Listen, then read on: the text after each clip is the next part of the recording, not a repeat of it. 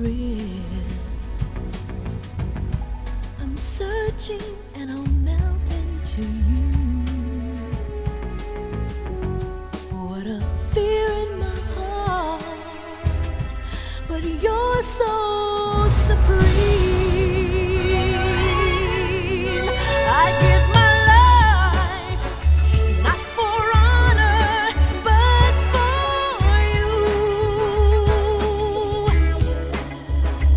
In my time, there'll be no one else. Crime, it's the way I fly to you. I'm still in a dream, snake eater. Someday you go through the rain, and someday you feed on a tree frog. It's ordeal, the trial to survive for the day we see new light. I give my life, not for honor, but for you. In my time, there'll be no one else. Crime, it's the way I fly to you. I'm still in a dream, snake eater.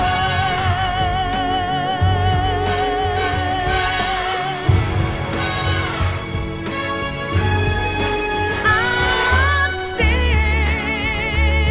in a dream, snake eater.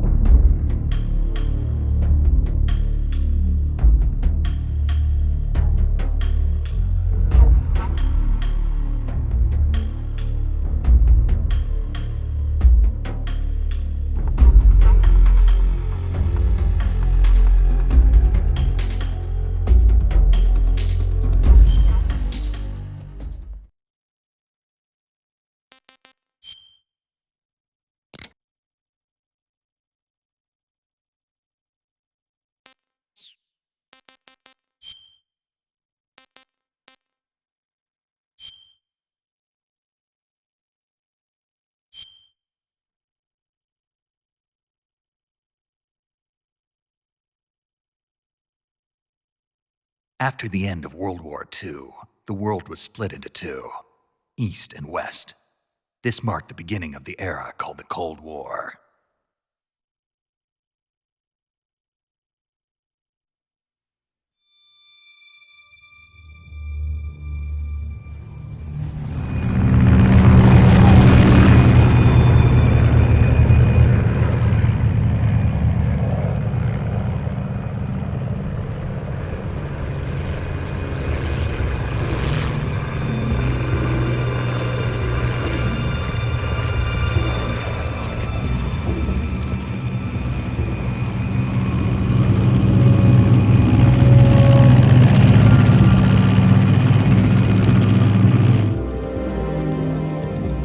Flying over Pakistan, altitude 30,000 feet.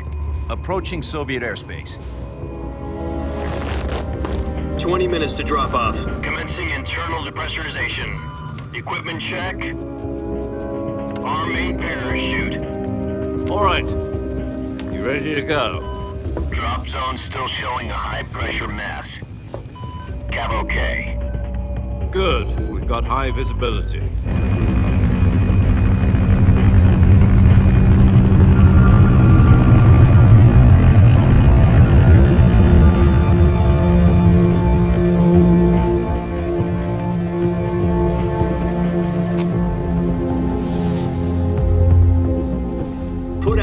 cigar. Connecting oxygen hose to interior connector. Put on your mask.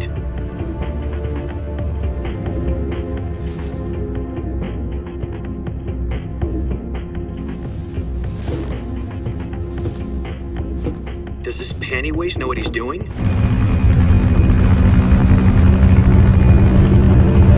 Approaching release point. 10 minutes to drop off. Hey, are you deaf? He said put out the cigar and put on your mask.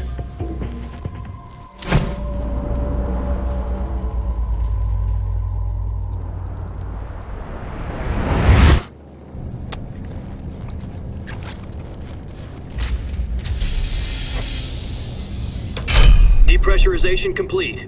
Checking oxygen supply. 6 minutes to drop off. Opening rear hatch.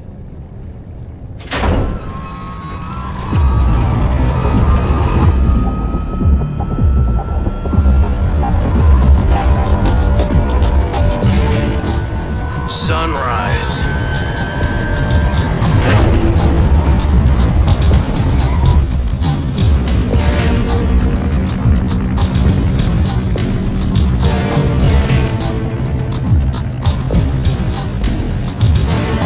External temperature minus 46 degrees Celsius.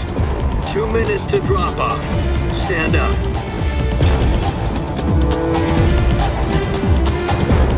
You'll be falling at 130 miles per hour. Try not to get frostbite from the wind chill. 1 minute to drop off. Move to the rear. Activate bailout bottle. This is one for the history books. The world's first halo jump. 10 seconds to drop off. Stand by. Status okay. All green. Prepare for drop-off. Countdown. 5, 4, 3, 2, 1. Spread your wings And fly. God be with you.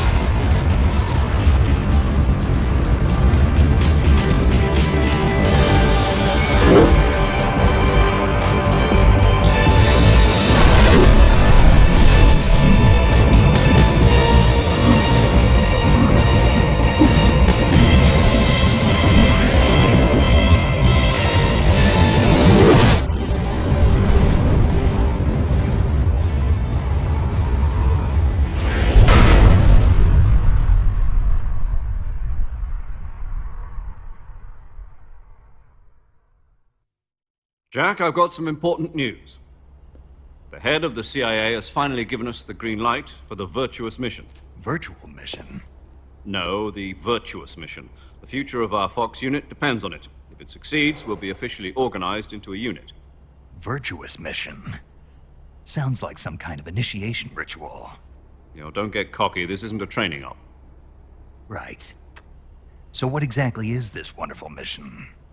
Well, about 2 years ago, a certain Soviet scientist requested asylum in the West through one of our moles.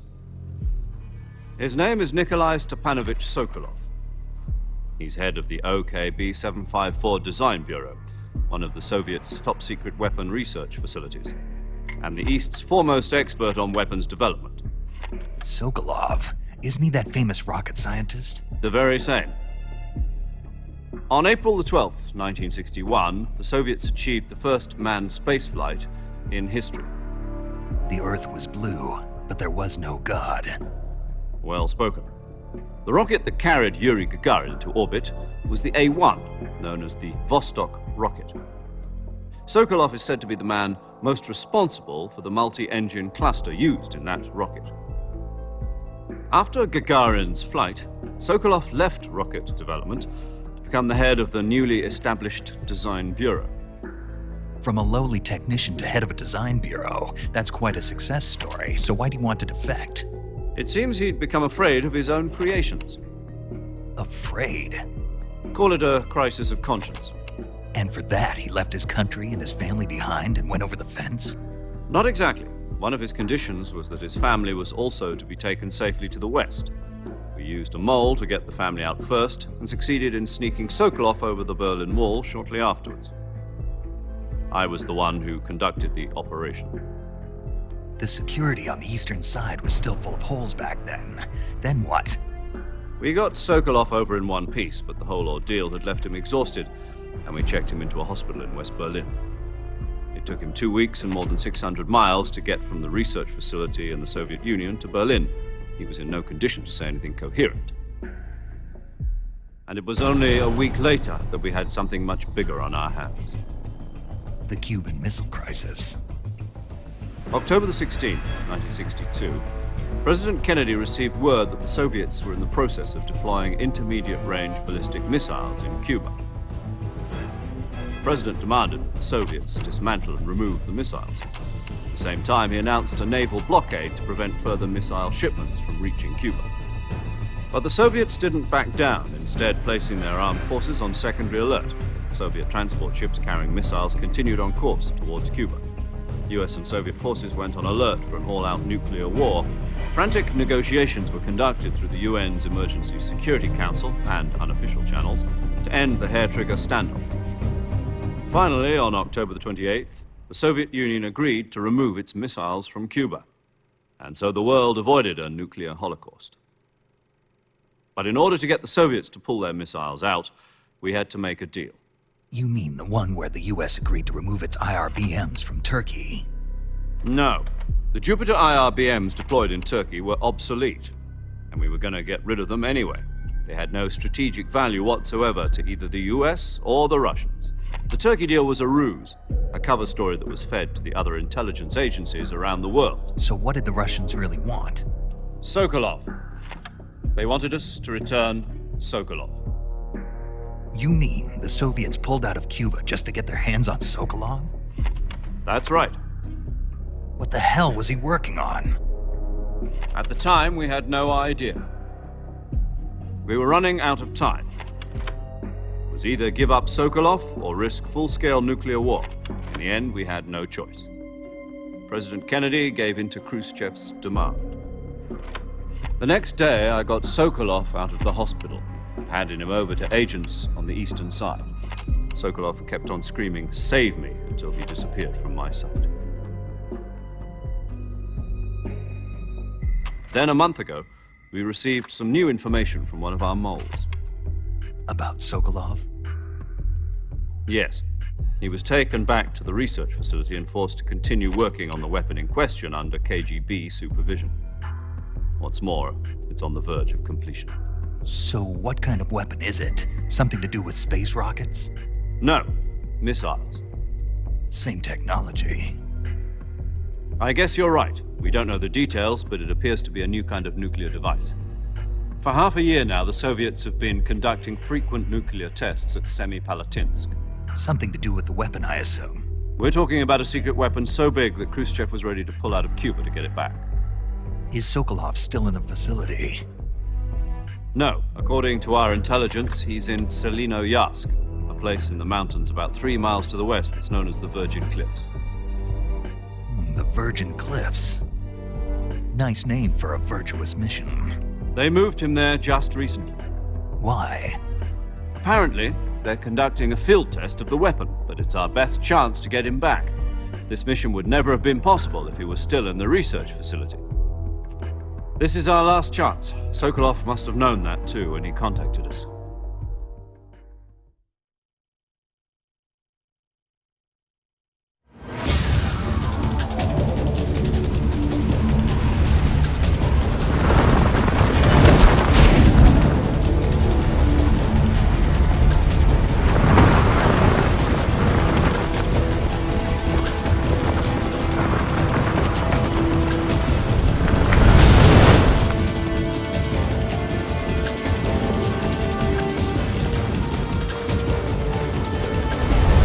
Listen up, Jack. Your mission is to infiltrate Selinoyarsk in the Soviet mountains, ensure the safety of Sokolov, and bring him back to the West.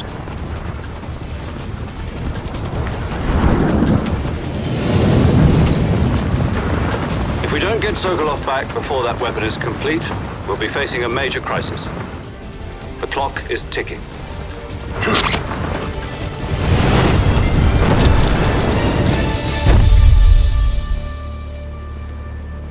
Once we've confirmed the rescue, Sokolov, stand by at the recovery point.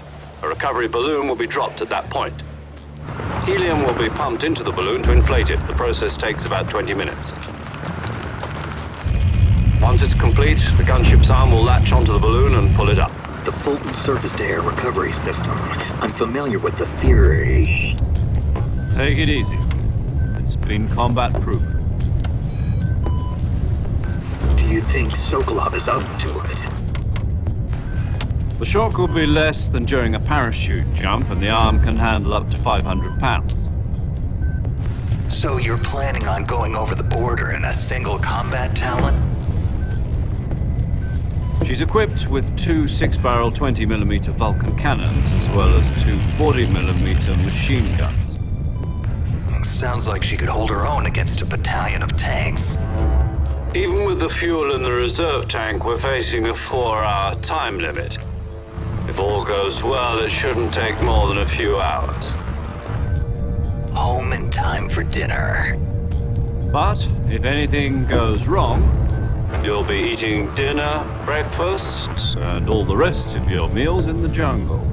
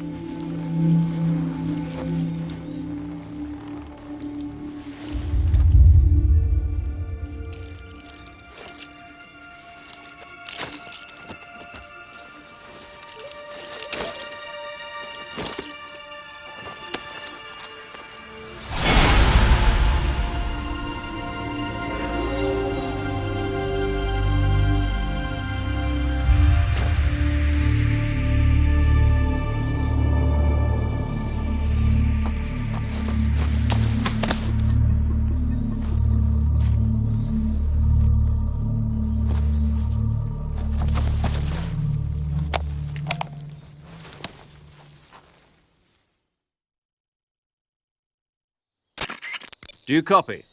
You're already in enemy territory, and somebody might be listening in. From here on out, we'll be using code names to refer to each other. Your code name for this mission will be Naked Snake. I'll be referring to you as Snake from now on. You're not to mention your real name. Snake? What, you don't like snakes? What do you mean? You've eaten one before, haven't you? In survival training. I'm glad to hear that. I don't know if I'd ever order one in a restaurant, but... Be careful, you might not have a choice. What about you, Major? What should I call you? Let's see. I'll be Tom. Call me Major Tom. This will be a sneaking mission. You must not be seen by the enemy. You must leave no trace of your presence. Is that clear? This kind of infiltration is the Fox unit's speciality. In other words, weapons and equipment are procured on site. That goes for food as well. You're completely naked, just as your name implies. Great. Now I see why you asked me if I like snakes. I suppose calling me Snake was your idea of a joke, too. No. There's a good reason for that. I'll tell you later when the time is right. Gotcha. Getting back to the subject, how exactly am I supposed to feed myself? You've been issued a knife and a tranquilizer gun. Use them to hunt for food. You'll also find some medical supplies in your backpack. Yeah, about the backpack. I lost it in a tree on the way down. I see. Well, you'd better go back and get it then. You know where it is? No problem. I can see it from here. It's stuck on a branch. To climb a tree, stand in front of a tree that's covered in ivy and press the action button. I'll be monitoring your progress over the radio. We can't risk violating Soviet airspace, but I'll be in the gunship. My frequency is 140.85. I'll give you a call if I need to talk to you. If you need to talk to me, use the send function. Okay, Snake, go get your backpack.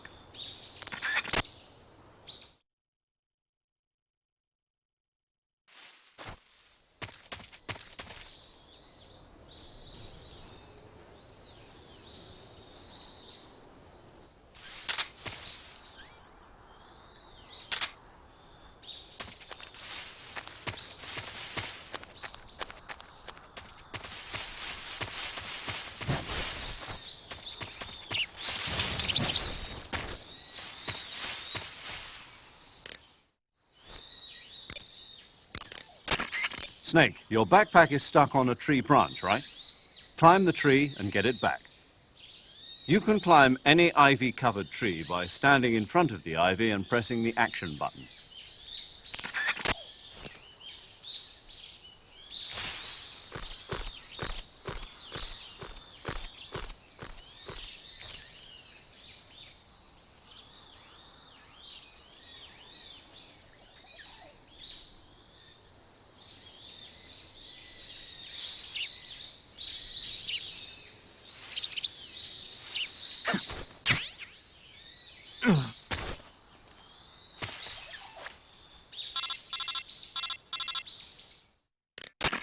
I see you've retrieved your backpack, Snake.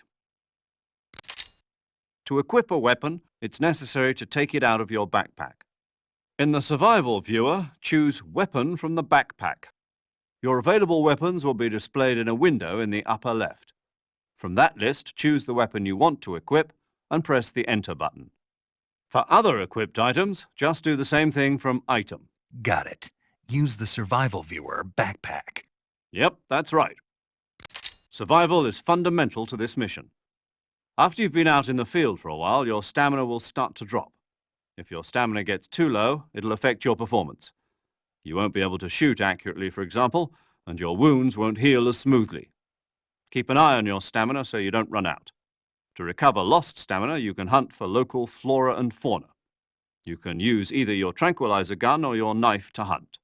My only weapon is a Mark 22 Hush Puppy tranquilizer gun? That's right. It's been fitted with its own suppressor. However, the suppressor will deteriorate every time you fire. Once its durability reaches 0, the noise suppression effect will be gone. So don't get too trigger-happy with it. The suppressor's durability is shown in the icon. Any weapons and equipment beyond what you're carrying now, you'll have to find as you go. I have to find my own weapons and equipment? Whose crazy idea was this anyway? Solo covert actions are standard Fox operating procedure. You can't leave any traces of your presence. No weapons, equipment, footprints, sweat, or bodily waste. The same goes for bullets and cartridges, too. Your presence in enemy territory is already a violation of international conventions of warfare. There aren't supposed to be any American soldiers in Russia. It could spark an international incident. You can't let anyone see you. You can't let the enemy know you're there. This is a stealth mission. You're a ghost, Snake, in every sense of the word. And there'll be no rescue if you're captured. The military and US government will deny any involvement in the affair. Then I'll just have to take care of myself, huh? I'm afraid so. You've been given a fake death pill for that purpose. SIS guidelines stipulate that soldiers on covert ops like this one be issued a potassium cyanide capsule. Tape it to your body so you can take it when you need to. How generous of you. Use it if you're taken prisoner by the enemy. It'll send you into a state of false death for a short time. Fooling them into thinking that I'm really dead. So how do I come back to life? Just take the revival pill. You mean that thing they put in my tooth before the mission? That's the one. But be careful. If you remain in a state of false death for too long, nothing will be able to bring you back. Remember that. I'll keep it in mind. You said this was a solo mission, right? Right. I guess that means I can't count on any reinforcements. Correct. The mission rests entirely in your hands. A real one-man army. Relax. There's a support team ready to back you up over the radio. Who? I'll introduce them to you. This time, survival is of utmost importance. The first member of the support team will be in charge of monitoring your physical condition, acting as a medic, so to speak, as well as recording your mission data. She's a member of Fox as well, and she's here on the gunship with me. She? Hello, Snake. I'm paramedic. Nice to meet you. Paramedic. As in a medic who comes in by parachute. Aren't you going to tell me your real name? Are you going to tell me yours, Mr. Snake? My name, huh? It's John Doe. And they call you Jack for short. You're a regular Captain Nemo. A name means nothing on the battlefield. After a week, no one has a name. What's your name? Jane Doe. Very funny.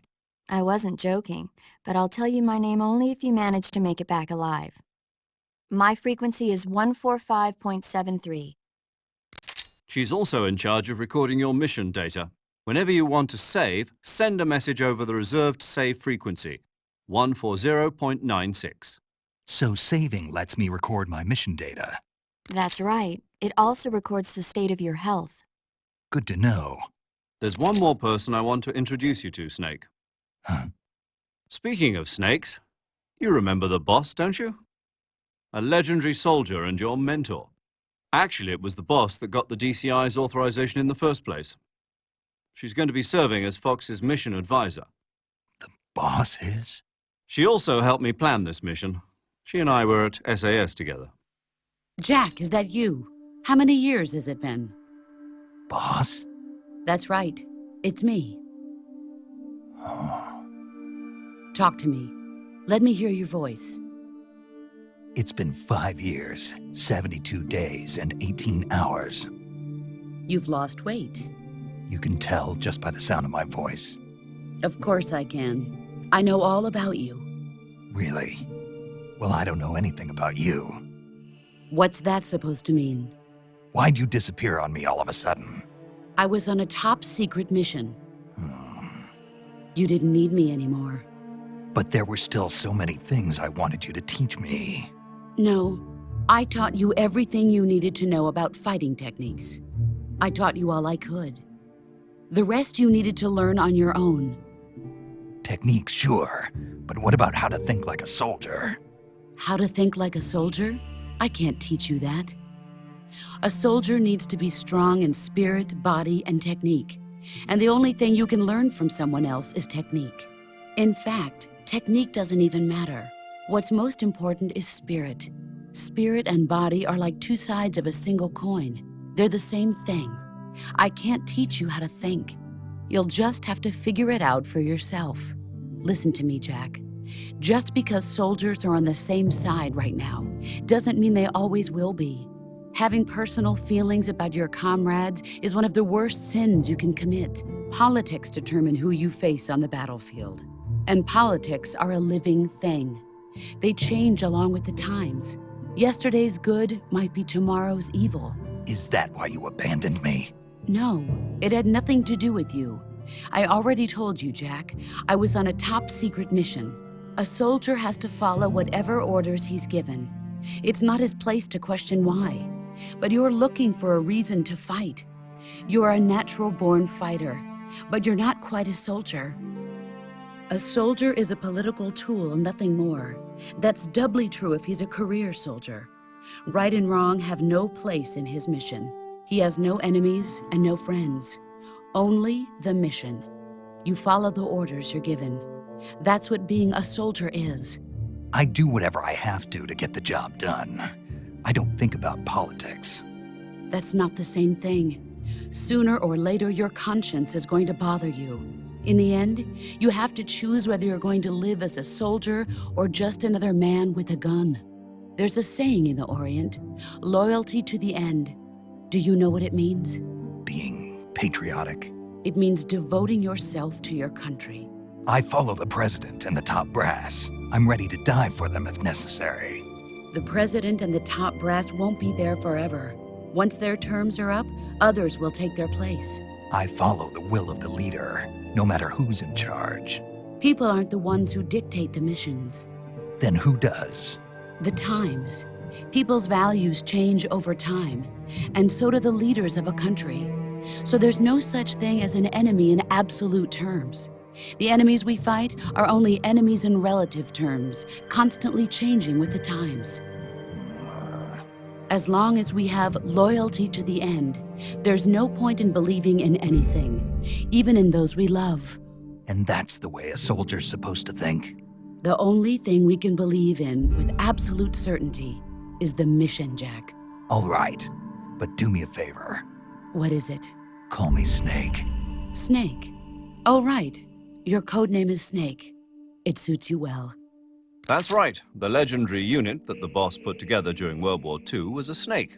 The Cobra unit, a group of heroes that brought the war to an end and saved the world. As long as you've got a legendary hero backing you up, you'll be fine. Isn't that right, Snake? Yeah, I can't think of anyone else I'd rather have with me. Oh, and one more thing, boss. Yes? It's good to hear your voice again. Same here. After all, who knows if either of us will make it out alive? Snake, you are always best at urban warfare and infiltrating buildings. But this is the jungle. Survival is going to be key. Those CQC techniques I taught you are sure to come in handy. CQC? Close quarters combat, huh? I've been in the Green Berets for the past few years. I'm probably pretty rusty. Not to worry. I'll be here to help you remember. After all, this is your first actual survival mission. I'll be supporting you over the radio. Where are you, boss? Next to the Major? The boss is communicating with us by radio from aboard a Permit-class submarine in the Arctic Ocean. My frequency is 141.80. Call me if you need my advice on battle techniques. Gotcha. Your mission is to retrieve Dr. Sokolov. Dr. Sokolov is being held in an abandoned factory located to the north of your current position. Avoid heavy combat and don't let anyone see you. Don't forget that this is a stealth mission.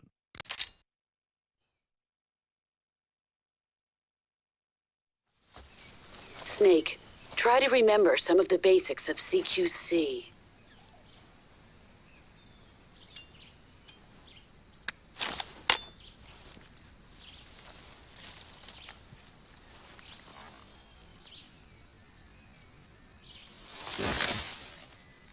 Commencing virtuous mission now.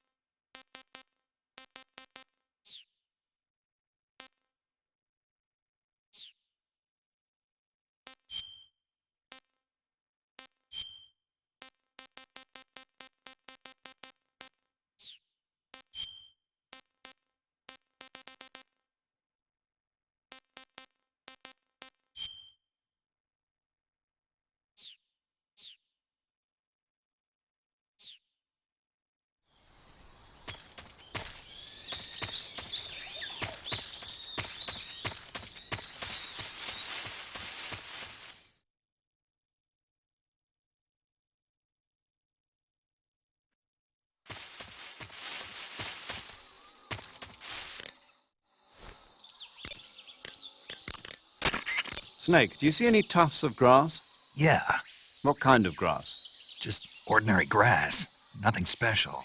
You should check it anyhow. It's pretty thick grass, about waist high. If you crawl into the grass, you can advance under cover. When you do, the camera automatically switches to intrusion view. If you want to stand up again, press and hold the crawl button once more. If you press the crawl button briefly, you'll crouch in that spot. This allows you to observe things without blowing your cover. Got it? Yeah, but But what? was that the only reason? What do you mean? You had me check it just so you could tell me that? That's right. Pretty useful, huh? Right. Shall we carry on? By all means. Even when hidden in grass, if you make a noise, your enemies will locate you. When enemies are nearby, Move with slight movements of the left analog stick. That way you can proceed with minimal disturbance.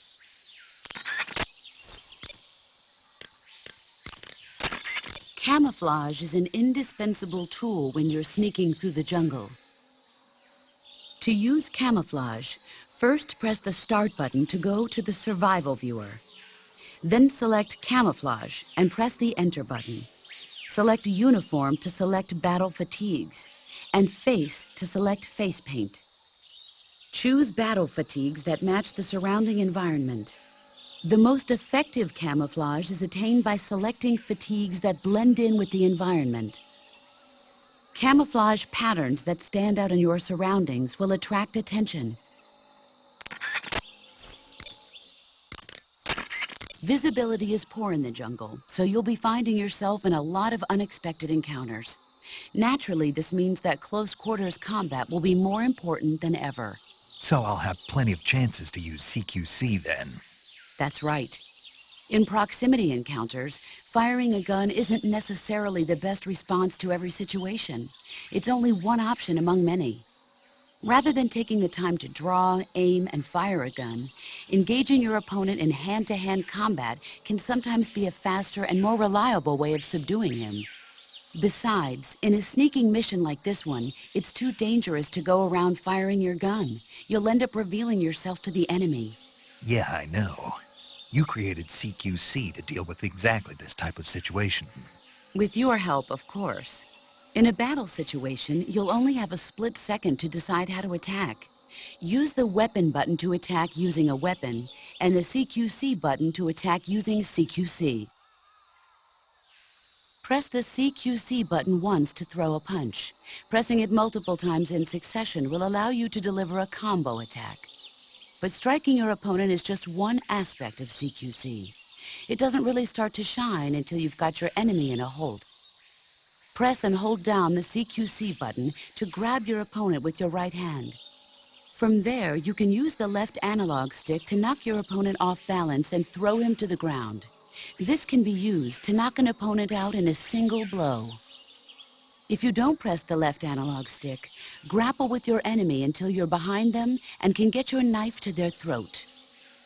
Grabbing an enemy from behind and holding your knife against his throat will render him virtually powerless. From this point, there are several things you can do.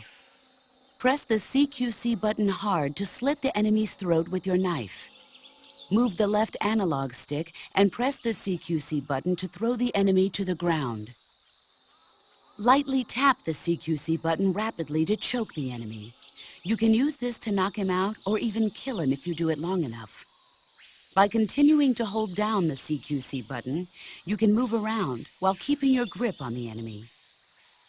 By pressing the Weapon button, you can aim your currently equipped weapon at another enemy. With their comrade acting as a human shield, the enemy will be reluctant to attack you. Move the left analog stick around to press your knife against the enemy and demand information. You'll be surprised at how much you can learn this way. But don't get too complacent. While your enemy may be powerless in your grip, he'll use any opportunity he can to counterattack.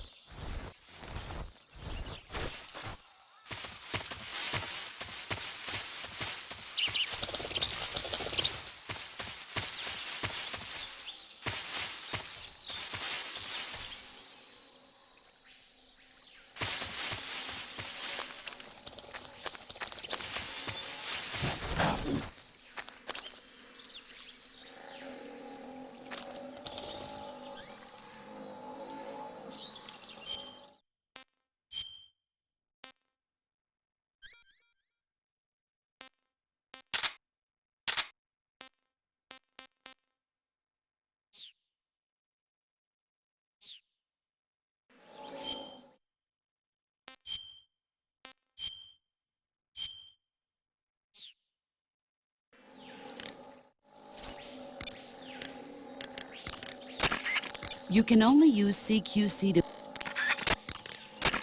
Snake, did you take off your uniform? Yeah, What's the matter? just needed to loosen up.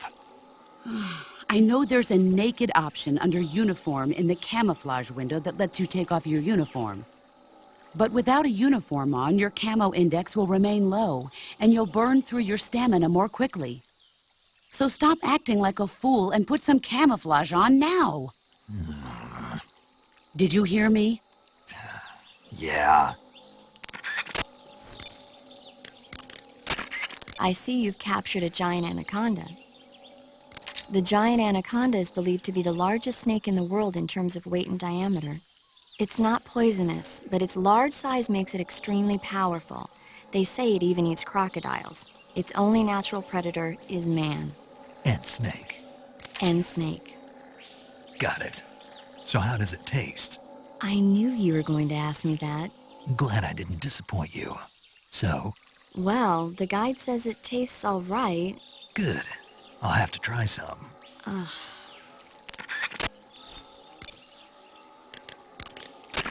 Saving the game, Snake?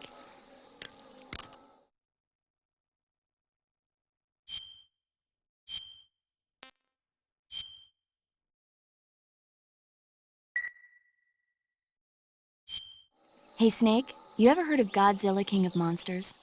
No, what is it? It's a movie. You haven't seen it? Nope.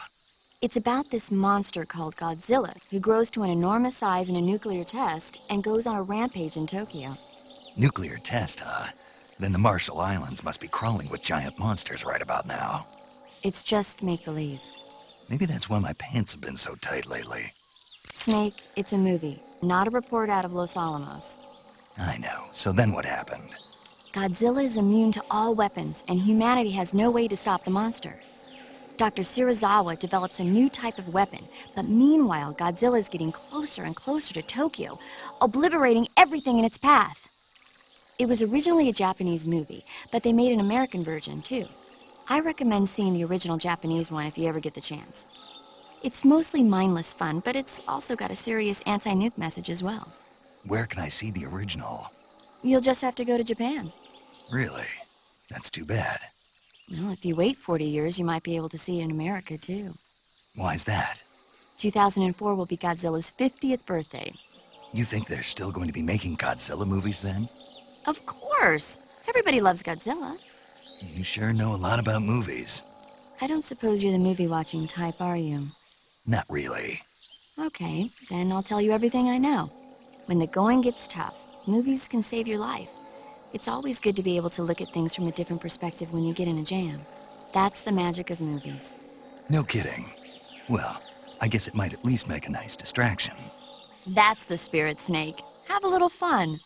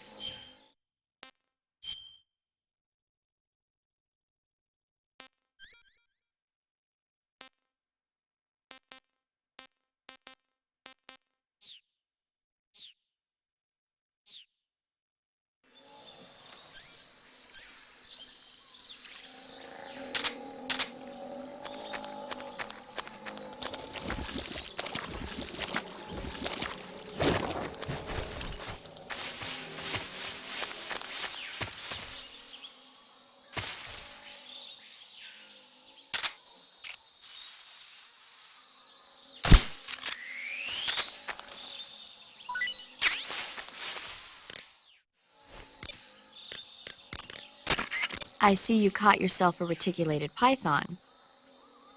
The reticulated python is said to be the longest snake in the world. The biggest ones can grow up to 10 meters in length. Although they're not poisonous, they're still very dangerous, so be careful around them.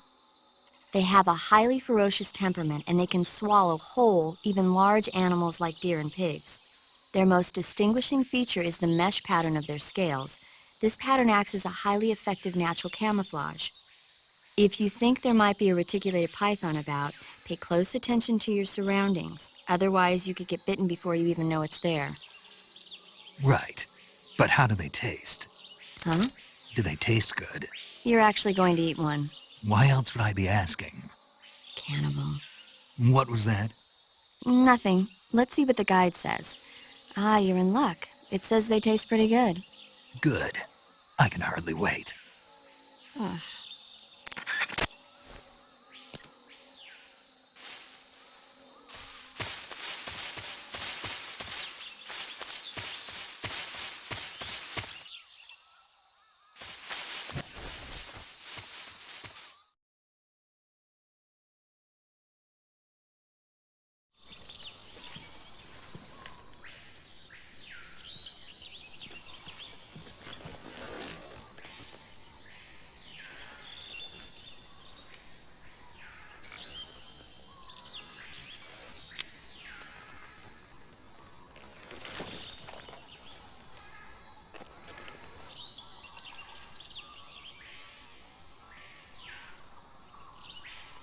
Major, I've spotted 2 enemy soldiers.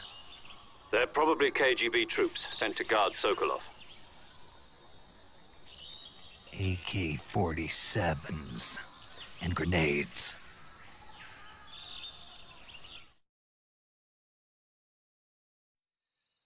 Snake, your presence in Soviet territory is already a violation of international law. We can't let the Kremlin find out that the CIA and the American government are involved. Contact with the enemy is strictly prohibited. Don't engage them in battle either. This is a stealth mission. Got that? The Major is right. The point of this mission is to sneak through the jungle without being seen. The success of the mission depends on how well you use your camouflage. Change your camouflage by selecting Camouflage from the Survival Viewer. The Uniform option lets you pick your uniform, while the Face option lets you change your face paint. Choosing camouflage that blends in with your surroundings will help you conceal yourself more effectively. Also, don't forget that anything that moves will stand out in the jungle. If you just stand up and run around like an idiot, you're bound to be spotted. But if you crawl instead, you should be able to sneak by without being noticed. You can see how effective your camouflage is by looking at the Camo Index. The Camo Index shows how well your current camouflage blends in with the surrounding area. The higher the value, the harder you are to spot, and vice versa. The key is to make yourself one with nature. Keep that in mind as you go along, okay?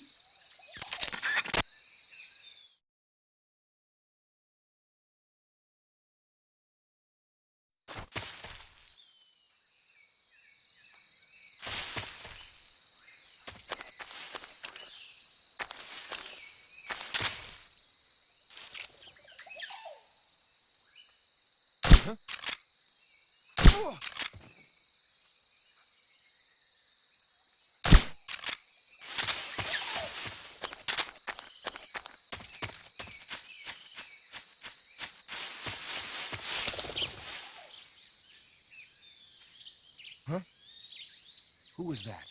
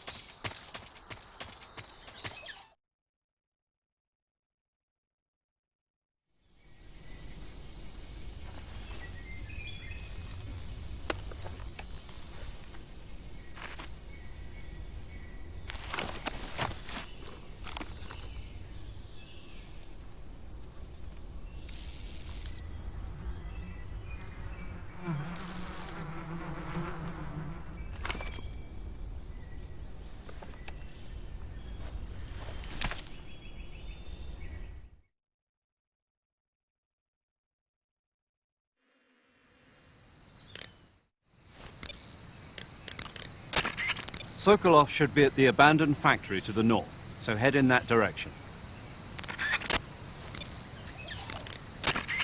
Snake, when you knock down a hornet's nest, a large swarm of hornets will come flying out. If used wisely, this can sow panic among the enemy, but if you're not careful, the hornets may end up attacking you. If you're attacked by hornets, wiggle the left analog stick around or wave your survival knife to shoo them away.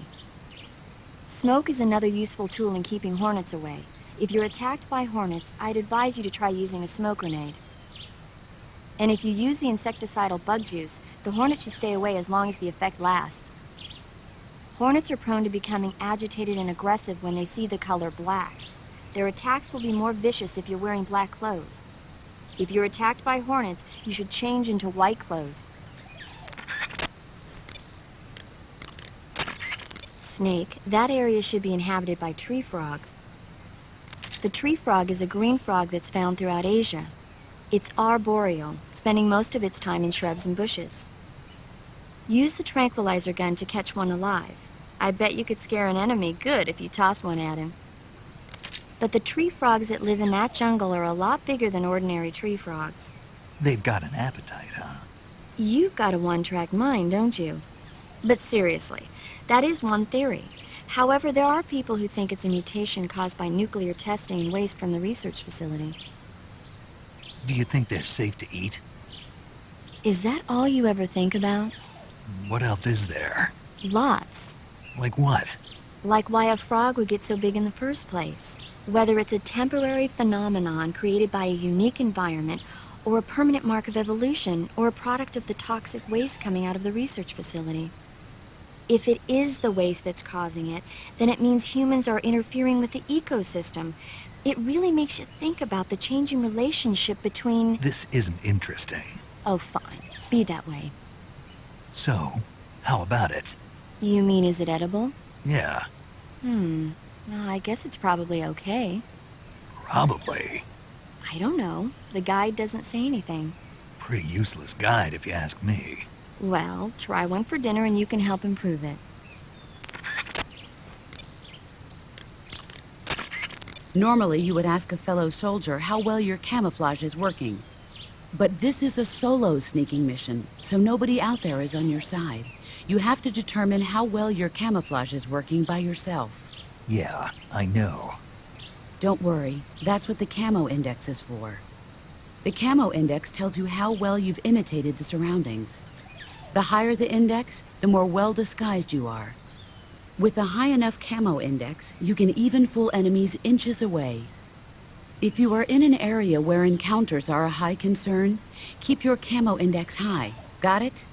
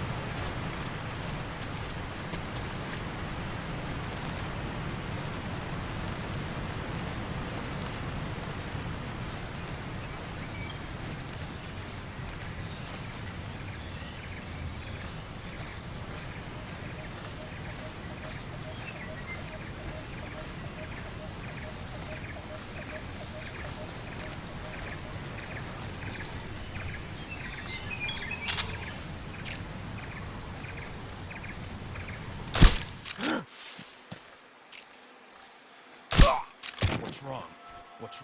What's going on? Respond.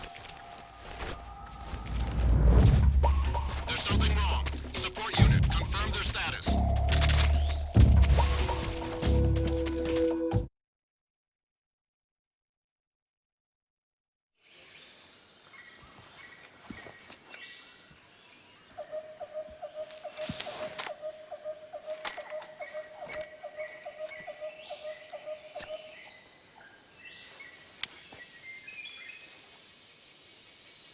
Major, I've reached the abandoned factory where Sokolov is supposedly being held.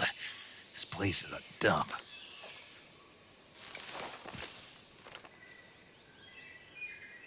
I can't see Sokolov from here. The security is pretty tight. There are sentries posted around the perimeter. I wonder how many are inside.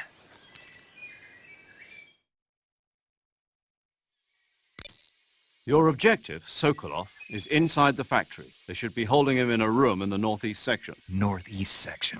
Got it. Be careful. Your mission is to bring Sokolov back alive. He must not be exposed to any kind of danger. Do not approach Sokolov while in the alert phase. Right. Oh, and one more thing, Snake. You mean there's more? No, it's just that when you get to Sokolov, I want you to tell him something from me. And that is? Sorry for being so late. Is that all? Yes. Understood.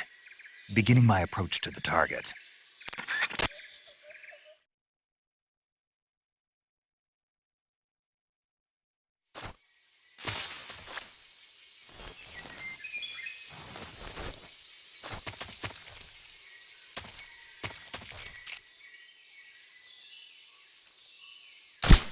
Huh? The enemy's here.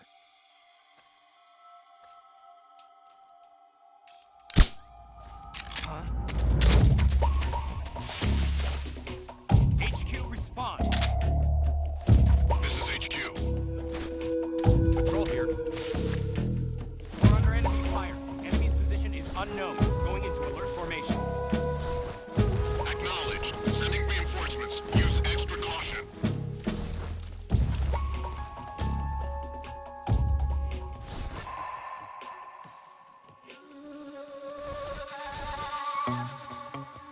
What the?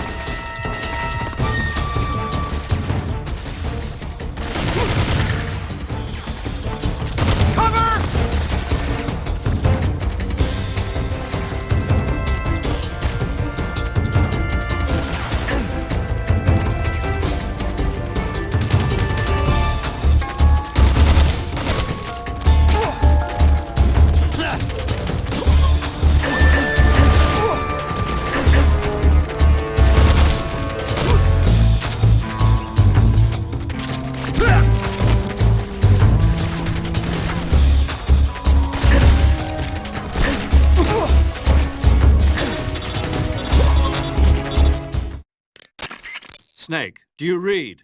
Snake! Major. Snake, are you all right? Yeah, I'm okay. You're far from okay. Look at your life gauge. You're on your last leg. No, I can still... See? Snake, this is a solo sneaking mission. Do you know what that means? Yeah. No, you don't. Huh? It means there's no backup, no cavalry. If you're taken out, nobody is there to take your place. Pull out for now and recuperate. Find a hiding place and get some rest. Your life gauge will gradually recover with time.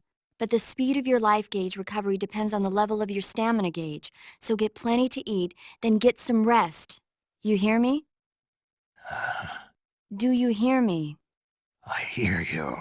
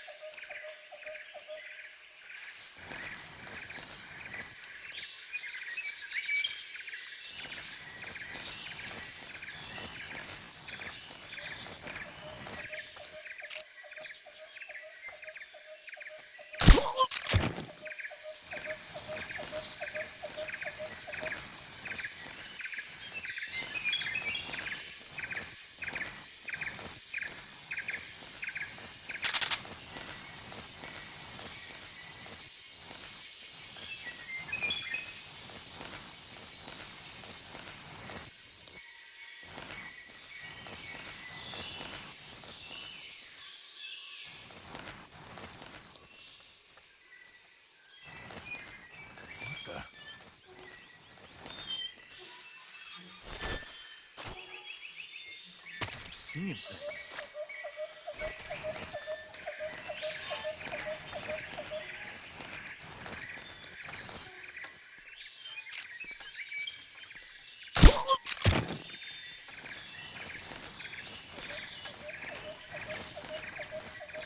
I think I saw something.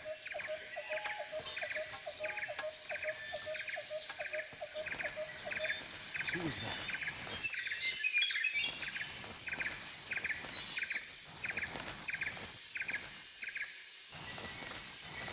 What's wrong?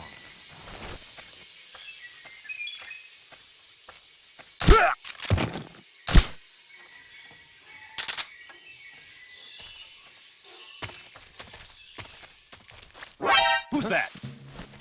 What happened?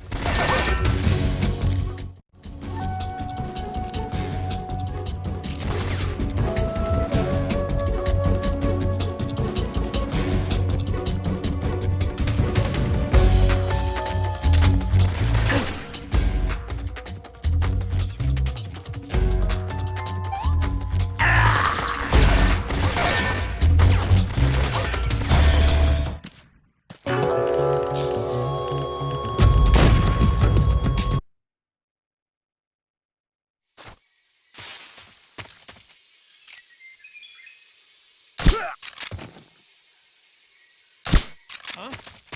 The enemy's here.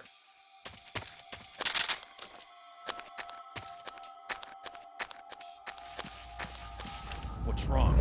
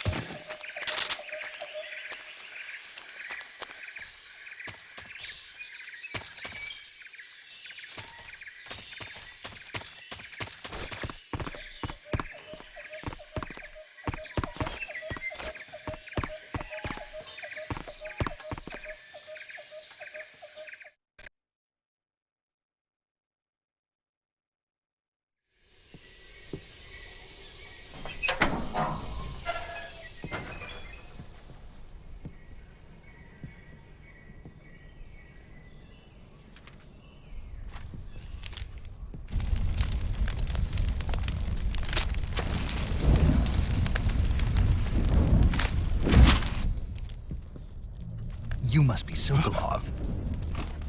Are you one of Volgin's men? You'll never get it from me. No. I'm a CIA agent. I've come to escort you back to the other side of the Iron Curtain. You're CIA? Yeah. I was sent by Major Zero, the man who got you out 2 years ago. Zero? I have a message from him. What is it? He said to tell you sorry for being so late. Did he now? What does it mean? It means he's a man of his word. But we've got no time for this. You have to get me out of here before they arrive. Who's they? Colonel Volgin of Gru. You in the West know him as Thunderbolt. Thunderbolt? Never heard of him. He's a member of the Army's extremist faction, a man who seeks to seize control of the motherland. Ever since the Cuban Missile Crisis 2 years ago, Khrushchev has been pursuing a policy of peaceful coexistence with the West. Despite resistance and criticism from hawks in the army and the provincial authorities, Khrushchev has managed to suppress the opposition so far. But the failure of his agricultural policies has put him in a precarious position. And on top of that, the tragedy last November. President Kennedy's assassination. Precisely. In a sense, Khrushchev has lost his biggest partner, and his power base is rapidly crumbling away. A certain group is plotting to use this opportunity to seize power by rallying the anti-government forces, overthrowing Khrushchev, and installing Brezhnev and Kosygin in his place. The mastermind behind this plot is Colonel Volgin of the GRU. He has control over another secret weapons research facility much like this one, OKB-812, known as the Granin Design Bureau, and is using it to further his plans. But that is not enough to satisfy him. Now he's plotting to seize the secret weapon I have been developing here and use it as leverage in his bid for power.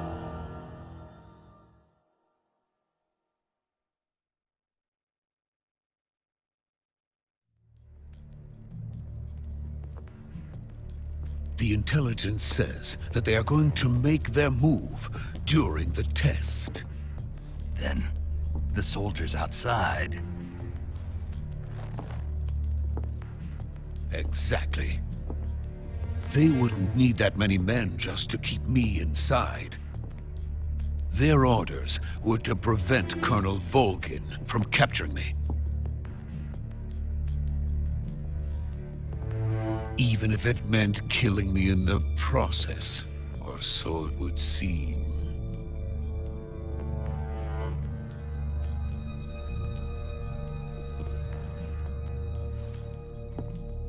Volgin will come. I'm sure of it. You must get me out of here before then. Leave it to me.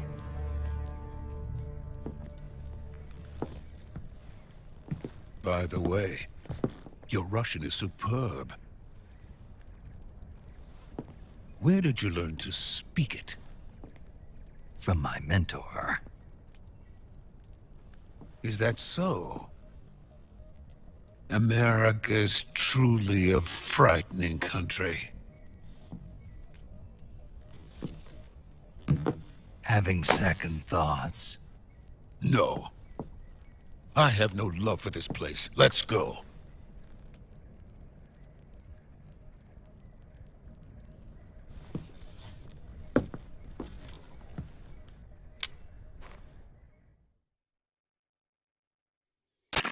Major, this is Snake. Sokolov is safe with me. He's doing fine. No injuries. Good work, Snake. Now hurry up and get Sokolov to the recovery point. We'll rendezvous with you there. Roger. What about the sentries? I had to kill them. There was no other way. But no one will know we were involved. I see. What about the boss? We lost contact with the boss some time ago. What happened? It's probably just a weak signal. Just hurry and get Sokolov out of there.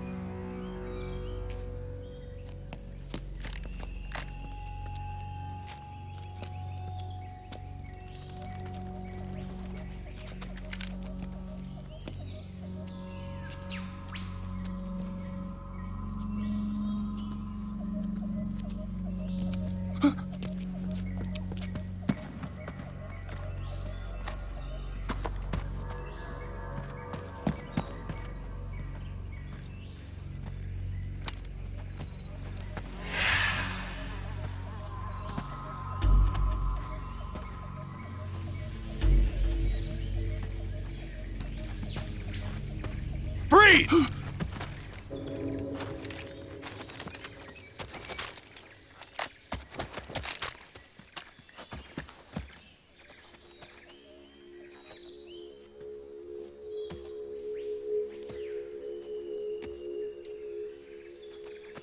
So this is the legendary boss. Huh?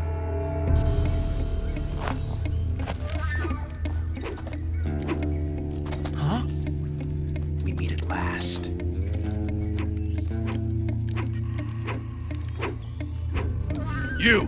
You're from the Oslot unit of Spetsnaz. Huh? What's a GRU soldier doing here? Soldier?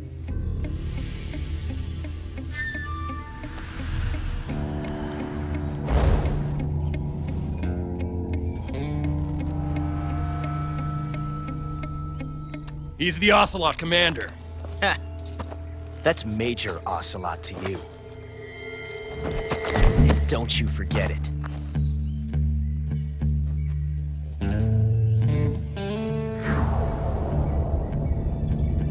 Sokolov is ours. Now get out of here.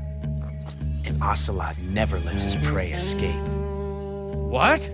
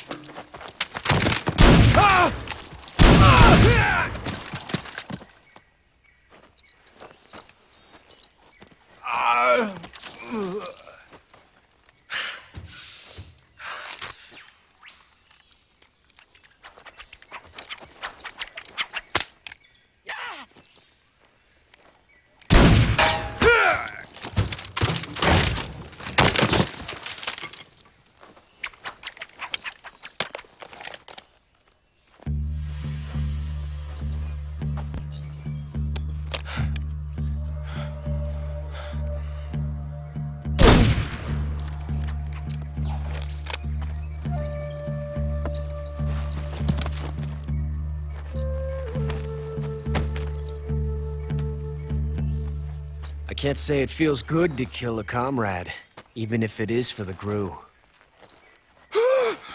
Sokolov, take cover.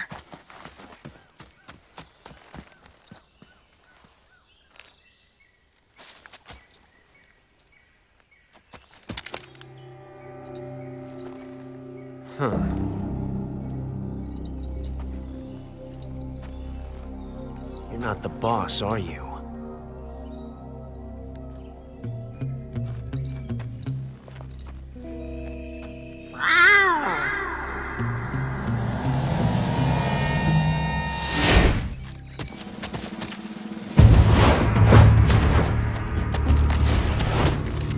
Crew operatives! What is that stance? Huh. That gun.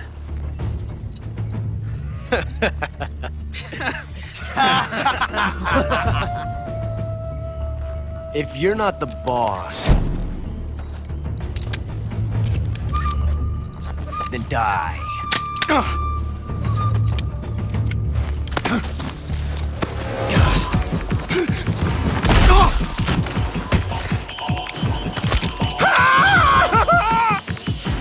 Major! Leave it! Shoot the other one! Whoa!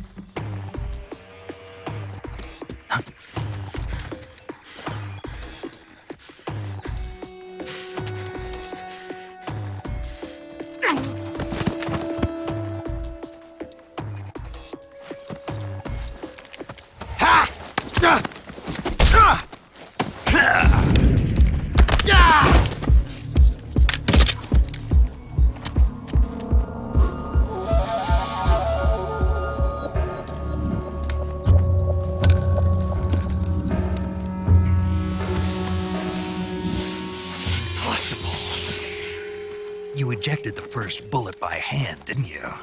I see what you were trying to do, but testing a technique you've only heard about in the middle of battle wasn't very smart. You were asking to have your gun jam on you. Besides, I don't think you're cut out for an automatic in the first place.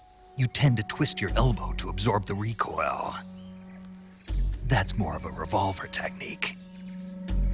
You filthy American dog!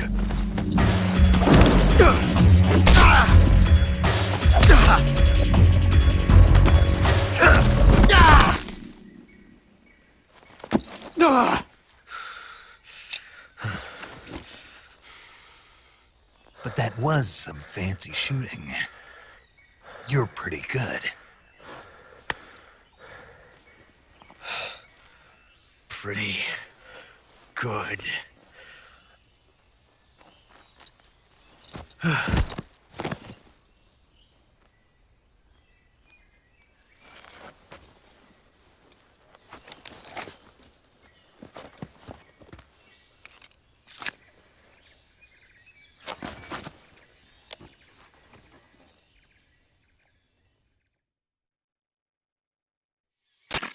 Major, do you read me? I read you. Snake, you alright? I've run into a few snags. These guys were after Sokolov too. Apparently they were taking orders from a GRU colonel named Volgan. A GRU colonel? Part of an internal Soviet power struggle, according to Sokolov. Something between the KGB and GRU. Between Khrushchev's supporters and Volgan's. Sokolov was being guarded by the KGB and hunted by GRU? Snake, it sounds like this could be even hotter than Cuba. I don't like it. Something about the whole thing stinks. I agree. You'd better hurry. Sokolov ran off by himself, but I'll catch up to him. We're counting on you.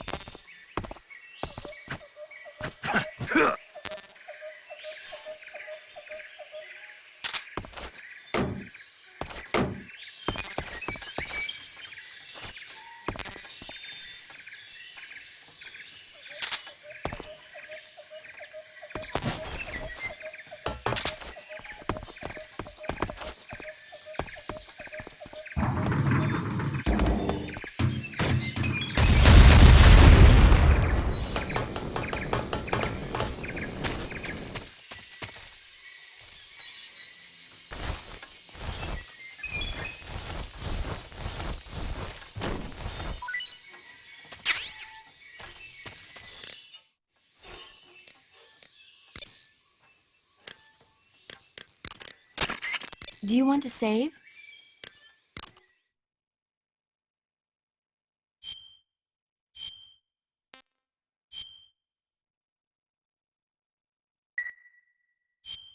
Snake, do you know the creature from the Black Lagoon? Nope, never heard of it. These scientists are investigating a place deep in the Amazon called the Black Lagoon, and they get picked off one after the other by this fishman thing. And there was this scene when the heroine is going for a swim, and the creature sneaks up on her from underwater. Oh, I thought my heart was going to stop. I mean, of course, the 3D effects in It Came from Outer Space were a lot more intense, but... It wouldn't be referring to you coming from outer space, would it? How rude! Why do you say that? Because no one on Earth could be as charming as you. Fine. I'll just get to the point, Snake. Be careful of what's around you when you're in the water. Just imagining you swimming in those jungle rivers makes me think of you being attacked by a fishman. I appreciate the concern. Fishmen aren't the only things that'll attack you in the water. Really be careful out there. Okay. And don't be attacking any pretty girls going for a swim, either. Are you calling me a fishman? You started it.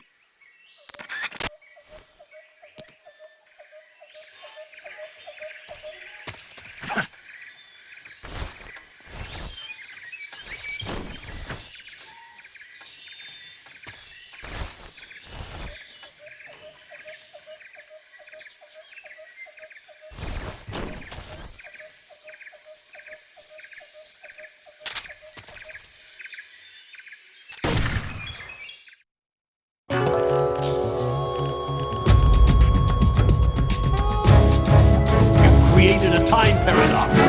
Snake, you can't go changing the future like that.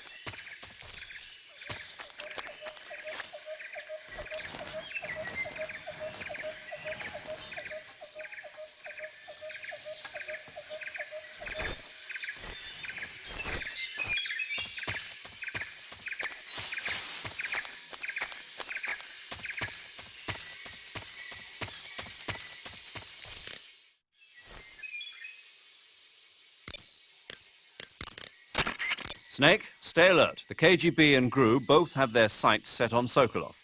GRU is a military espionage outfit, the intelligence wing of the Soviet Defense Ministry's General Staff Office.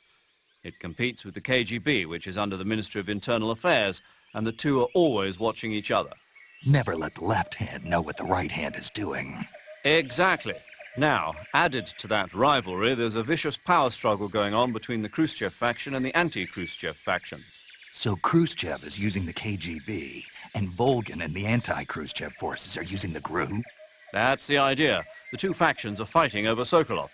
We're in an extremely dangerous situation here. Yeah, I'm aware of that. Get Sokolov out of there safely. He must not be turned over to the KGB or to the GRU. Sokolov took off in the direction of the rope bridge. Get after him. Hurry!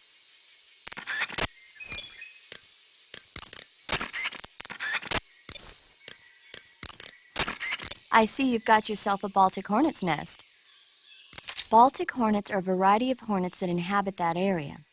The difference between them and other hornets is that they produce honey in their nests. Inside the nests are larvae, pupa, and adults. You can eat them all. In particular, the honey you find inside the nest is delicious and full of nutrients. It's easy to digest and helps pep you up when you're feeling tired. In short, it's the perfect survival food. Honey can also be used as a burn ointment. When honey is applied to a burn, it creates a protective coating over the skin. When you knock down a hornet's nest, a burn ointment will appear along with it, so don't forget to pick it up. Of course, the hornets aren't going to give up their nest without a fight. If you knock a nest down, a large swarm of hornets will come flying out, so be careful.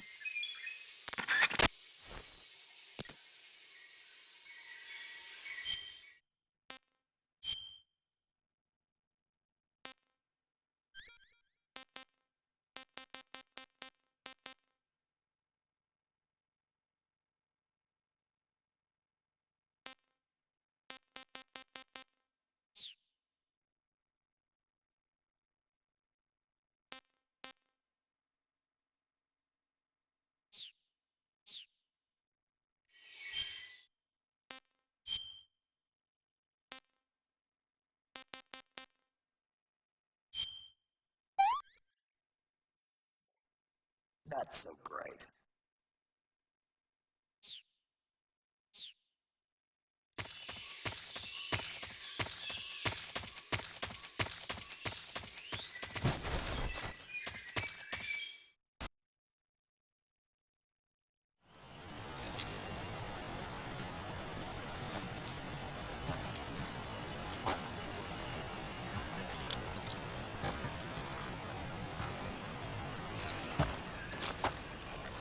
You okay?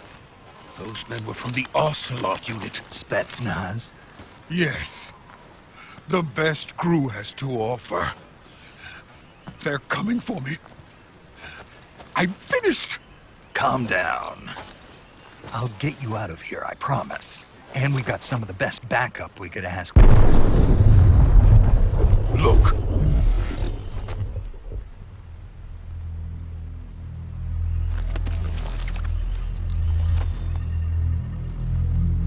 That's what they were making you build? Yes. The Shagohod. The treading behemoth. A tank capable of launching nuclear IRBMs. It can launch nuclear missiles from that kind of terrain? Oh, yes. And without support from friendly units. A nuclear-equipped tank capable of operating solo.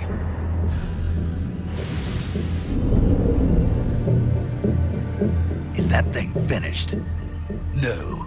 This is only the end of Phase 1.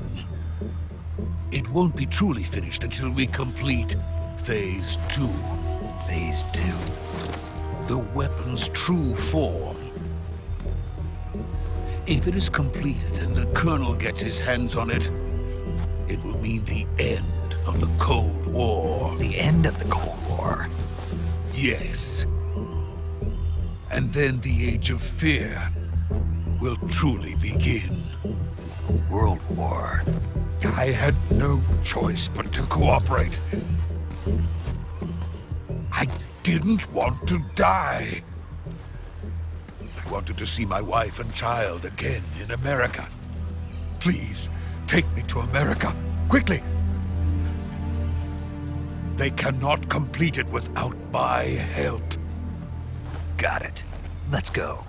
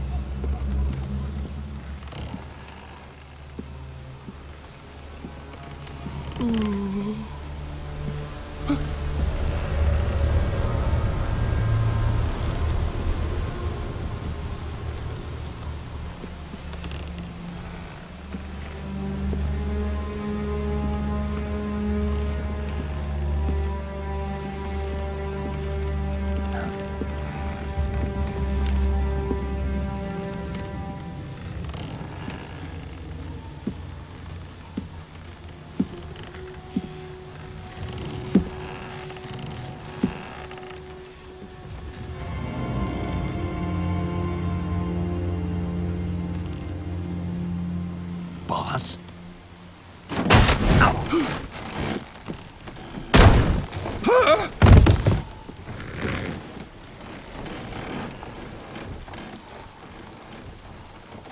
Good work, Jack.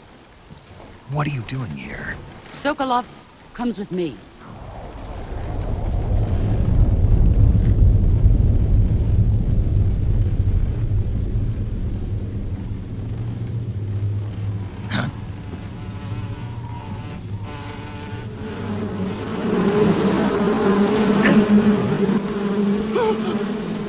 Hornets!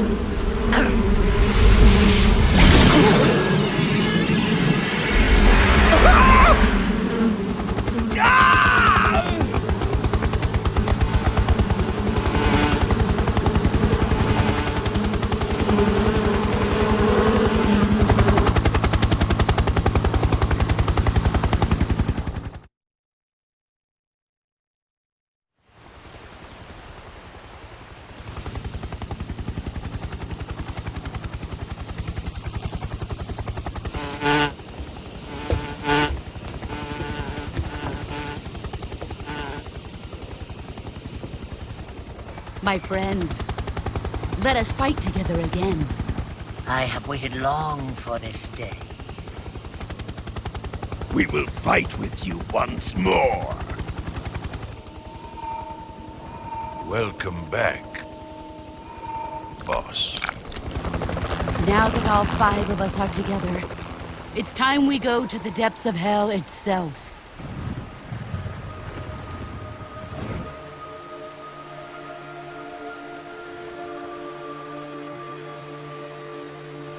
It's raining blood. Is he crying?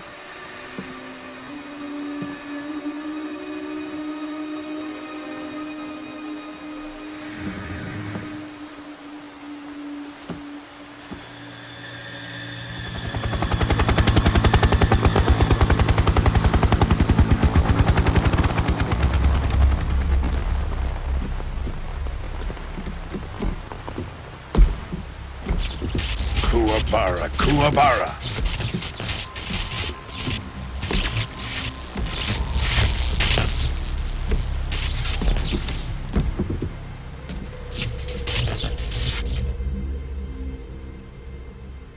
Ah, what a joyful scene. Colonel Vogan. Welcome to my country. And to my unit.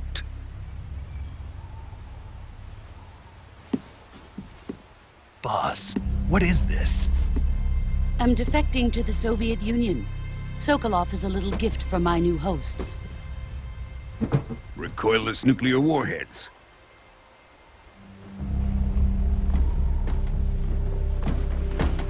These will make a fine gift for me. This can't be happening.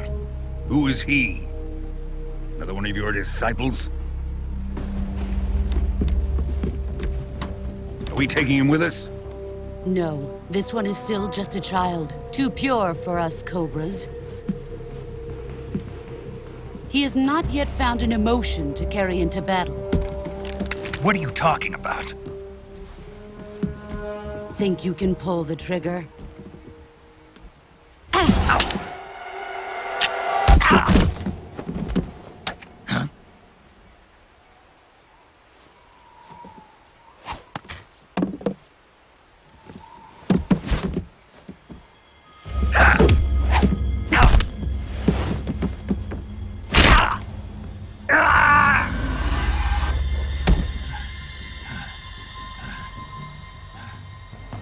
He's seen my face.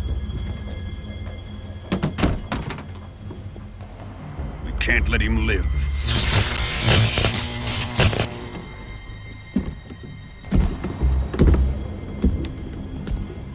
If Khrushchev finds out about this, we're finished.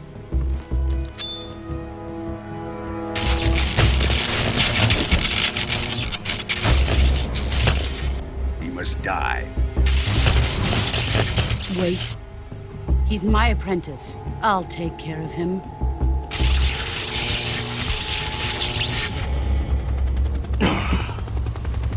Jack, you can't come with us.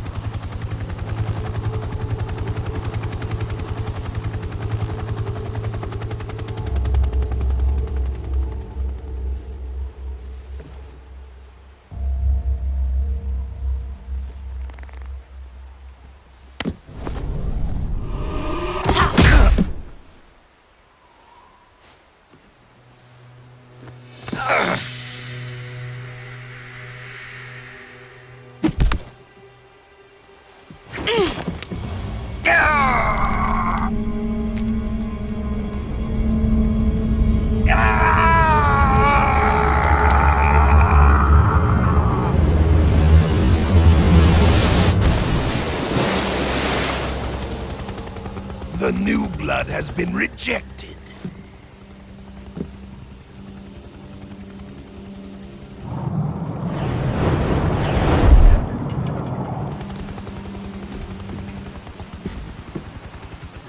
Are we done here? Now, on to Sokolov's research facility.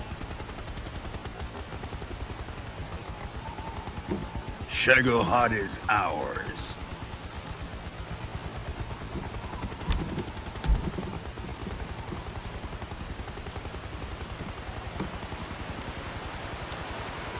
Drift away. My place is with them now.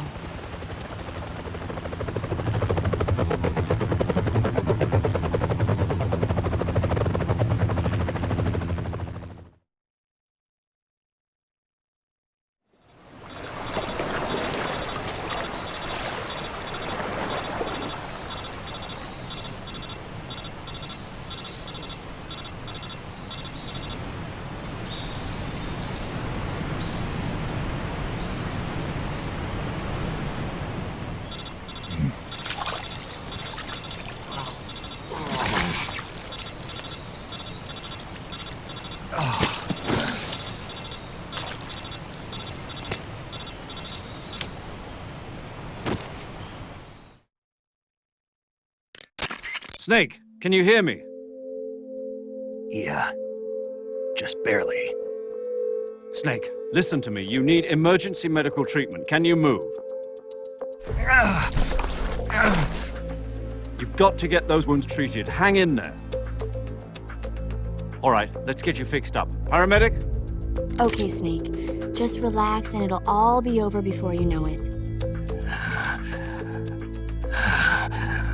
Stay with me. I've seen people in worse shape before. Think you can handle it? Major. The boss. She's defected. We'll talk about that later. First, we've got to get you patched up. Okay, here we go. First, open the survival viewer with the start button. If you select cure, you can start the treatment. Healing is divided into treatment using medicine with the item window button and surgical treatment using the weapon window button. Your injuries include a fractured left elbow and rib bone. and lacerations on your upper arms, right elbow, and abdomen. They need to be fixed using surgical treatment. Move the healing cursor with the left analog stick to the affected part of your body. Once you've selected the affected area, hold the weapon window button and use the left analog stick to select the medical item and then press the enter button. With this method, you can use items to help your recovery process. To treat a bone fracture, first secure the affected area with a fastener and then wrap it in bandages. That should do it. For lacerations, you'll need disinfectant to clean the wound, sutures to stitch it up, styptic to slow the flow of blood, and bandages to wrap the wound. If you do everything I mentioned, the wound should heal completely. Understood? Yeah. Stay with me. Go into the survival viewer and treat those wounds.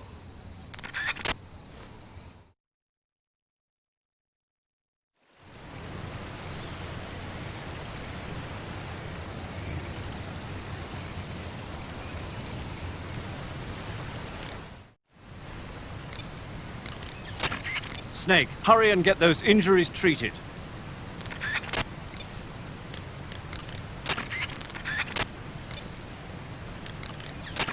Snake, what are you doing? Hurry up and treat those wounds.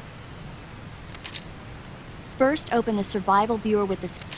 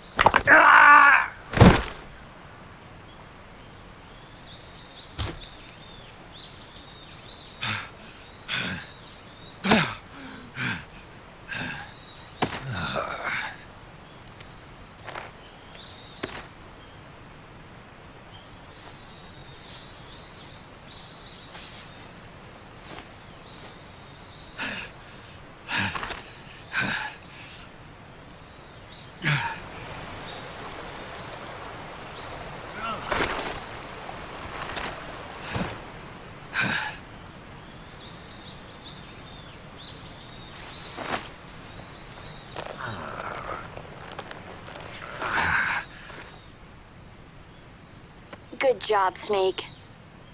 We're coming to get you now. Just stay where you are. We'll drop a recovery balloon. Can you set it up?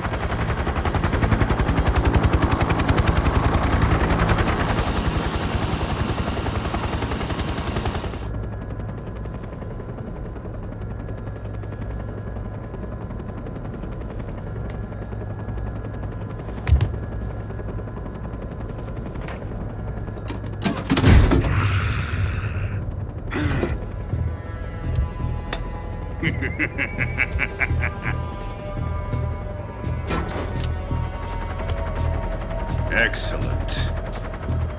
A great success. Thanks to the boss and her cobras, I have both Sokolov and the Shagohod.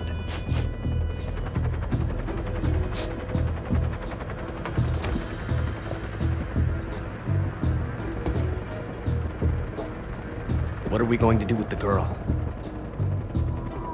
Who is she? Apparently she's Sokolov's woman.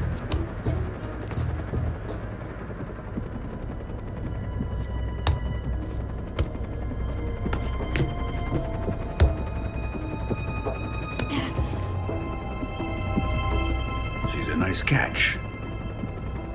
I'll take her. Not so fast, my dear.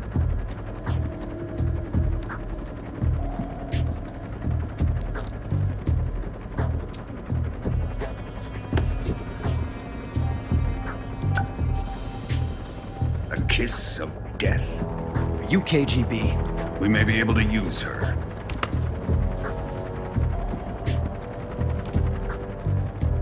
She has spunk.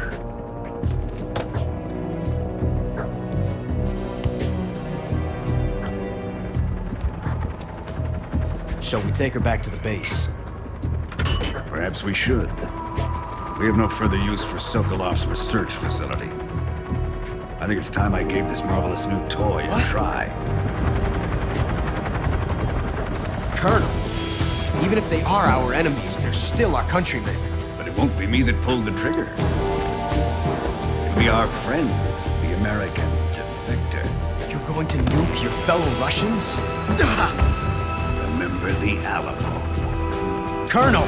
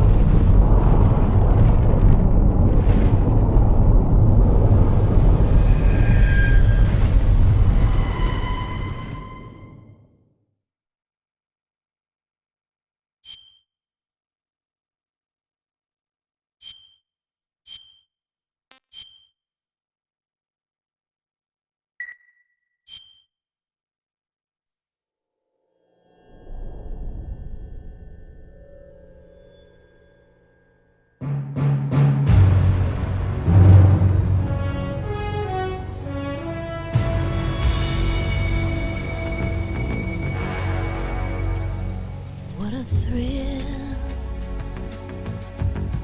with darkness and silence through the night. What a thrill, I'm searching and I'll melt into you. What a fear in my heart, but you're so supreme. I give my life, not for honor, but for you. In my time, there'll be no one else. Crime, it's the way I fly to you. I'm still in a dream, snake eater. Someday you go through the rain, and someday you'll feed on a tree frog. It's ordeal, the trial to survive for the day we see new light. I give my life, not for honor, but for you. In my time, there'll be no one else. Crime, it's the way I'd like to view. I'm still in a dream, snake eater.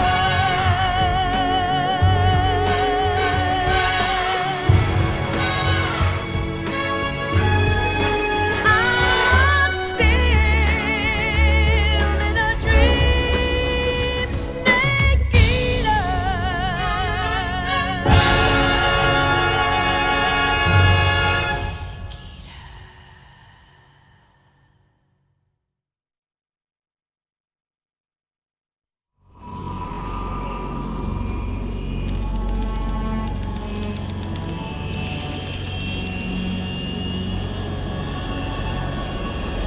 Currently flying over the Arctic Ocean, altitude 30,000 feet, approaching Soviet airspace.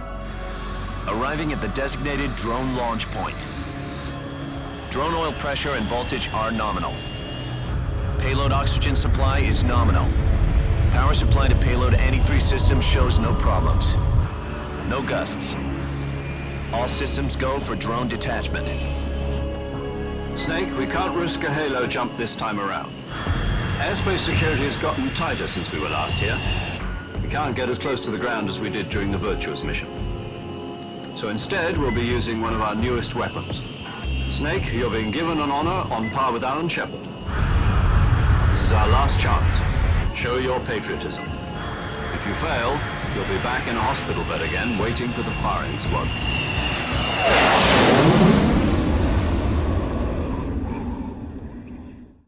So how does it feel to be a patient in one of the most advanced ICUs in the world?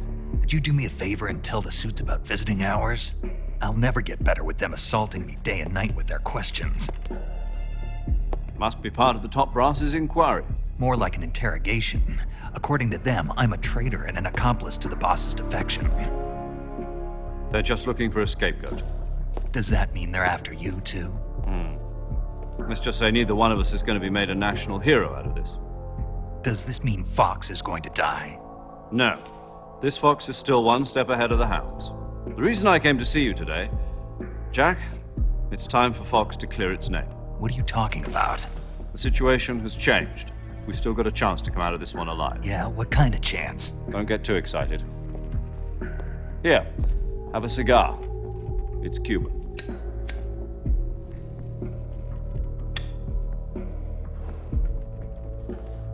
This morning, I had a meeting with the CIA. They decided when they're going to execute us? No. Something even bigger. Yesterday, the White House received an unexpected call. President Johnson? Yes, I hear you, Mr. Chairman. It was a hotline call from Khrushchev to President Johnson. From the head of the Soviet Union? That's right. A few days ago, one of our country's main design bureaus, OKB 754, was destroyed in a nuclear explosion. At about the same time, our anti-aircraft radar picked up a signature that appeared to come from one of your military aircraft. Does any of this sound familiar to you? In retaliation, I have placed our armed forces on secondary alert. Depending on your response, I may be left with no choice but to order the military to maximum alert and unleash Armageddon. With the help of your predecessor, I was able to survive the Cuban incident. But my power is not as great as it once was. If I am to survive this crisis, I must have your full cooperation. I should have contacted you myself. Did you know that one of our soldiers defected to your country a week ago? No. So you haven't heard then? The man who arranged the defection was a GRU colonel by the name of Yevgeny Borosovich Volgin. Volgin? Of the Brezhnev faction. Go on. Who is the soldier? Her name is the Boss. She's a living legend. During World War II, she was the one who led us to victory in that war. In Russia, you know her as Voyevoda. You mean the Boss? The mother of your special forces? Yes, that's the one. And she took 2 miniature nuclear shells along with her. The Boss took 2 miniature nuclear shells? I'm afraid so. I believe they were a gift for her new hosts. The Davy Crockett Atomic Battle Group delivery system was completed 2 years ago. But serious problems were found with the launcher's range and precision. Although they were mass-produced, they've never been deployed in battle. But Sokolov's research facility was completely wiped out. The whole area is polluted. I can only offer you my deepest condolences over this terrible tragedy. So, the Boss, with Colonel Volgin's help, stole 2 experimental nuclear shells and took them with her as gift when she defected. Then, shortly thereafter, Sokolov's design lab, a top-secret military research facility, was destroyed by one of these weapons. Am I right so far? Yes, that's correct. And the American government denies any involvement in the affair. Is that right as well? That's correct. We were not involved in any way. Then what was a U.S. military aircraft doing on our radar screen? It was clearly in violation of our airspace. And yet you say it was not acting under your orders. That's correct. You expect me to believe that this was all the work of a single soldier? I don't know what else to tell you. The Army insists that this is all a ploy on your part. I've said it once and I'll say it again. Our government had nothing to do with it. And I would like dearly to believe you. However, I'm afraid my power over the military has weakened since the Cuban incident. I will need some kind of proof that this was not the action of the American government. You have 1 week. You must catch the Boss yourselves and recover the remaining nuclear device. Then, you must find some way to prove your innocence. Prove our innocence? Yes, preferably something painful. Prove to me that this is not merely another one of your tricks. The Boss should be close to Colonel Volgin. How about a little co-action? I would not expect too much if I were you. The political situation here is unstable. And Colonel Volgin is a member of the Brezhnev faction, which seeks to topple my government. 1 week. You have only 1 week. And if it is not too much to ask, do something about Volgin as well. What is that supposed to mean? Nothing. It means nothing. Call it a modest gentleman's agreement to ensure our continued relationship. What if we can't prove our innocence? Then I will be unable to restrain the military. I will be ousted, and they will seek their revenge. A nuclear attack on the United States? I leave the disposal of this situation entirely to your discretion, Mr. President. Disposal, huh? If you fail, it will mean the beginning of a new world war. To put it simply, in order to avoid a full-scale nuclear conflict, we have to prove that America was not involved in that explosion. And eliminating the Boss ourselves will prove America's innocence? Right. The higher-ups have decided that you're the only one capable of pulling this off. You were her last apprentice. Screw this one up, and we'll both be 6 feet under. There's no choice.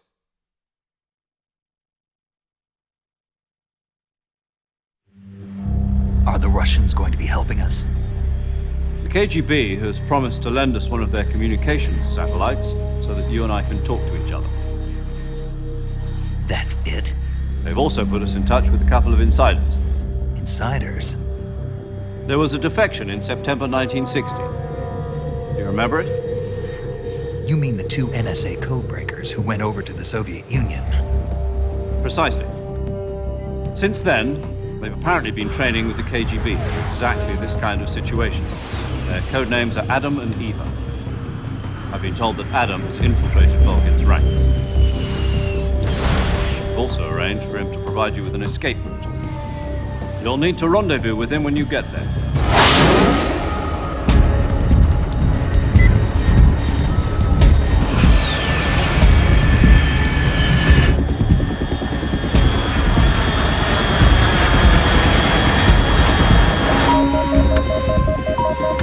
Control. Unidentified aircraft detected. Altitude 30,000 feet.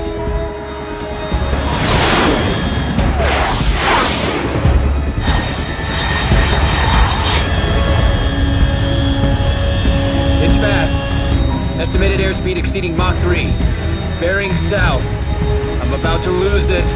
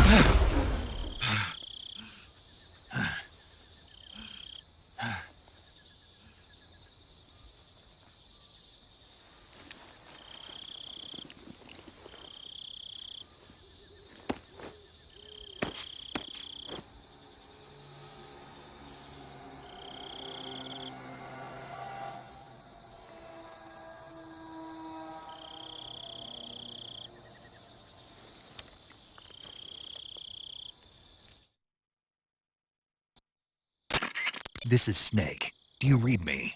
Loud and clear. Glad to see you landed safely. I got blown pretty far off target. Snake, let's go over your mission objectives one more time. Rescue Sokolov. Find out what's happened to the Shagohod, then destroy it. And finally, eliminate the boss. Eliminate the boss? This mission will be codenamed Operation Snake Eater. Because I'll be taking on the boss in our Cobra unit, right? Don't forget about Colonel Volgin. I'm not a hired killer. I know, but that was the Kremlin's demand. Demand? You mean it wasn't just a request? What's it to us if the Khrushchev regime is threatened by the Colonel and his faction? If supporting the current regime helps us avoid a nuclear exchange, then that's what we'll do. And what are the CIA's demands? Our priorities are the rescue of Sokolov and the destruction of the Shagohod. Roger that, Major Tom. Hold on, Snake. What now? I'm changing my codename. It turns out Tom wasn't the most auspicious choice. What do you mean? Well, the truth is, when I chose my codename, I picked the wrong one. The wrong one? Did you ever see the movie The Great Escape? It came out last year.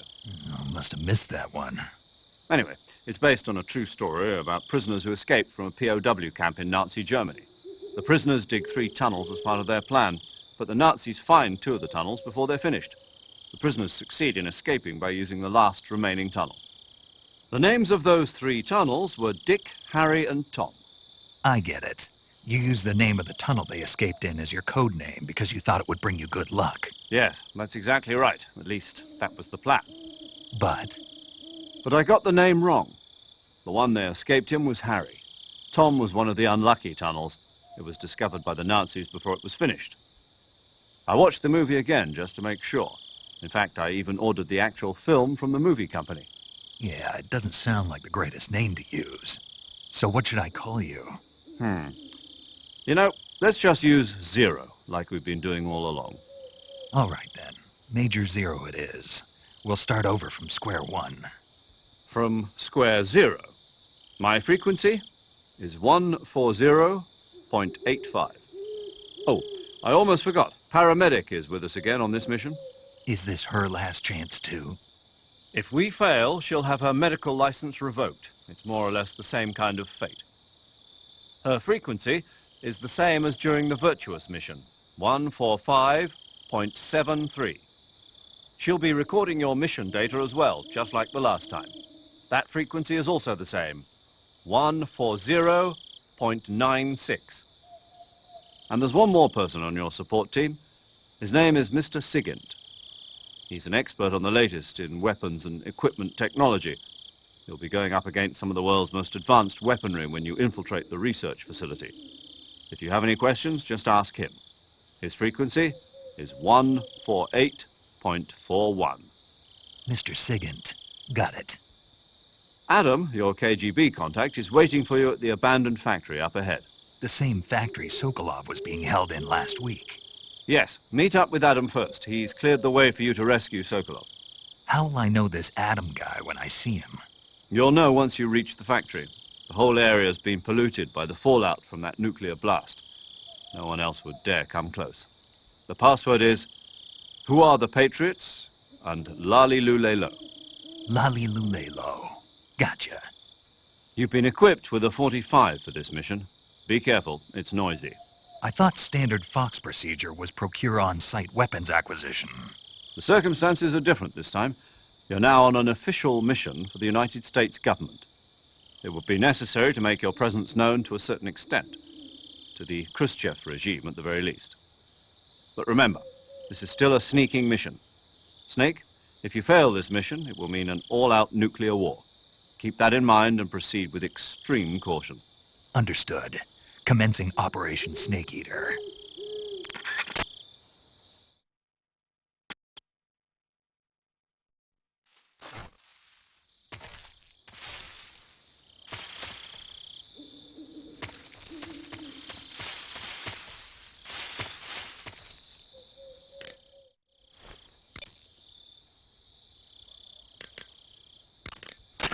Yo!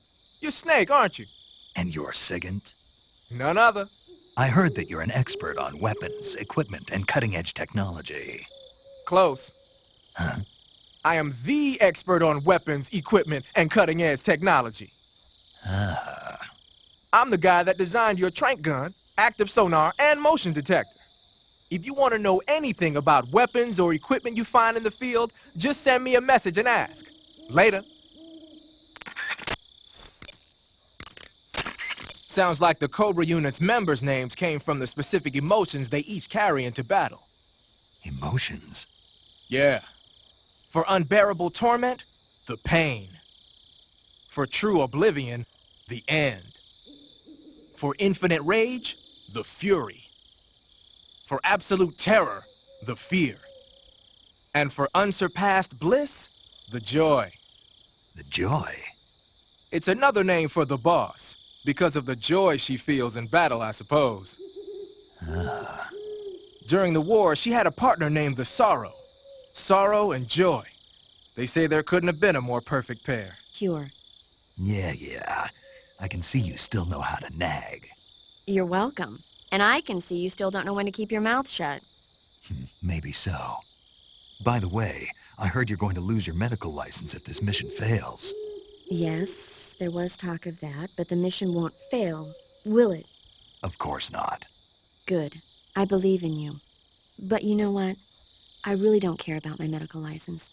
Didn't they use that to force you to participate in this operation? No, I volunteered. Why? So that I could watch over you. Huh.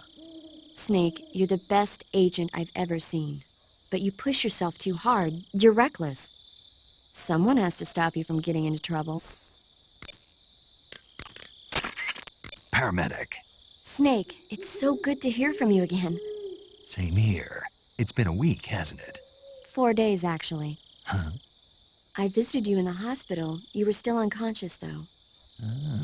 Then you must have seen me naked.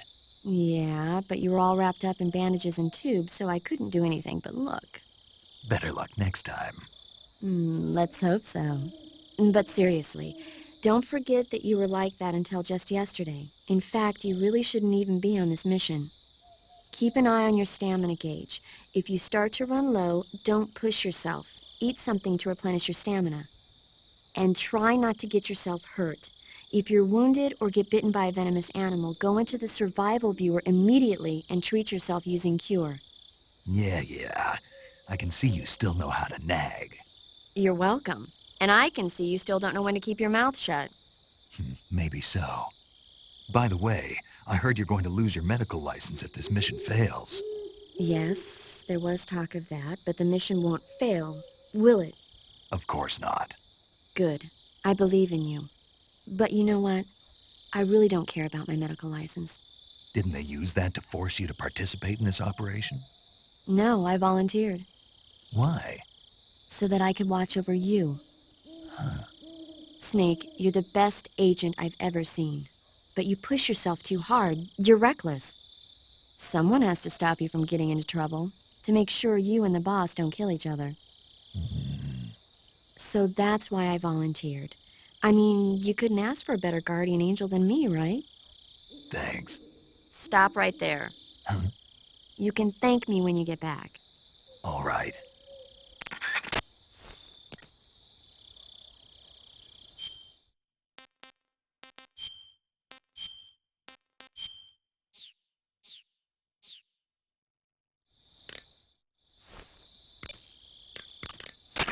Snake, what's up? Why are you naked? I know there's a naked option under uniform that lets you take off the upper part of your uniform. But without a shirt on, your camouflage sucks, and your stamina goes...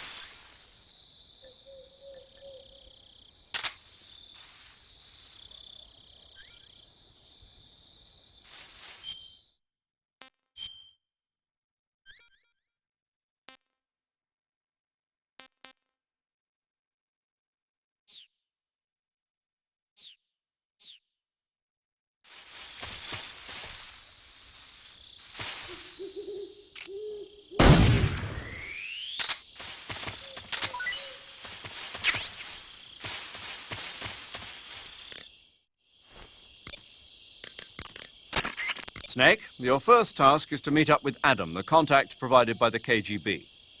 The rendezvous point is the abandoned factory to the north of your current position. Head north. The abandoned factory. That's where I met Sokolov during the Virtuous mission. Correct, but we can't afford to have the same thing happen this time. I know. Like the Virtuous mission, Operation Snake Eater is a solo sneaking mission. There are no units in the field to back you up. Avoid engaging the enemy whenever possible. Your first priority is to remain unseen. Use the camouflage option in the survival viewer and choose your camouflage, the contact provided by the KGB. The rendezvous point is the abandoned factory to the north of your current position. Head north. The abandoned factory. That's where I met Sokolov during the Virtuous mission. Correct, but we can't afford to have the same thing happen this time. I know.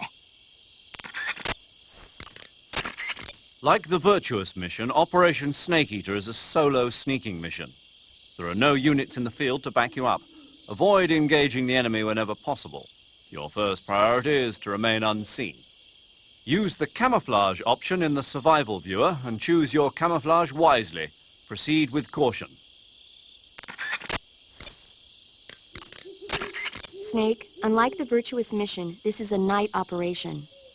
You'll be encountering nocturnal animals that you didn't encounter your last mission. Some of them are venomous, like the king cobra, so be careful. If you get bitten by a venomous animal, the poison will spread through your body and rapidly drain your life gauge. If that's the case, go into the cure screen and survival viewer immediately and inject yourself with serum. Got it? Snake, that's the home to the Ottenfrog. The Otten frog is a large, corpulent species of frog. They're known as a delicacy, so it might be worth catching them for food. The Otten frog was originally found only on Amami Oshima in Japan. Frogs usually have 4 toes on their front legs, but the Otten frog is unique in that it has 5. Got it. By the way, you said they were known as a delicacy, right? Right. So that means they must taste pretty good, huh? I guess so. I hear that in Japan, Otten frog sashimi and sukiyaki are popular dishes. Really? Yeah. Japan, huh? That place is starting to sound better and better.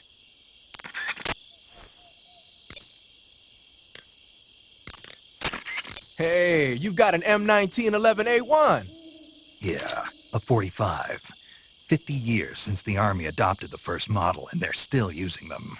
It's a real gem of an automatic pistol. But aren't you gonna need more than just one little handgun? Not at all. When you're in a tight spot or fighting in close quarters, sometimes a handgun works better than a rifle. And if I equip a knife at the same time, I can instantaneously switch over to hand-to-hand combat. I see.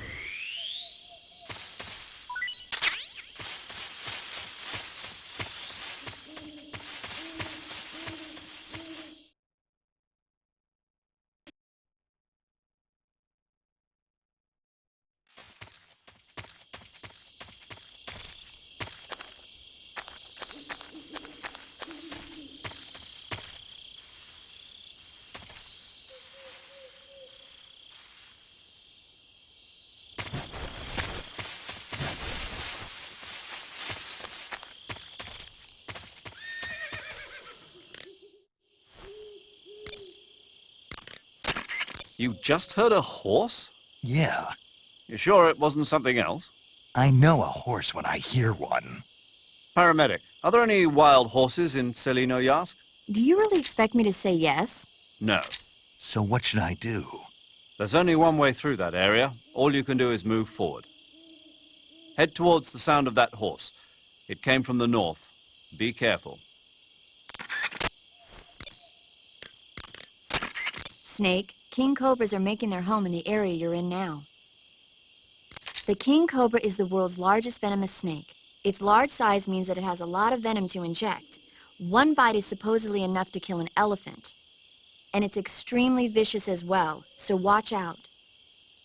If you get bitten by a king cobra and inject... Snake, that area is inhabited by the green tree python.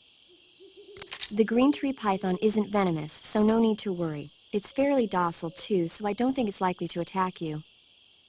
The green tree python originally comes from Australia and New Zealand. It's a really pretty green color, and it lives... Oh my God. What's wrong?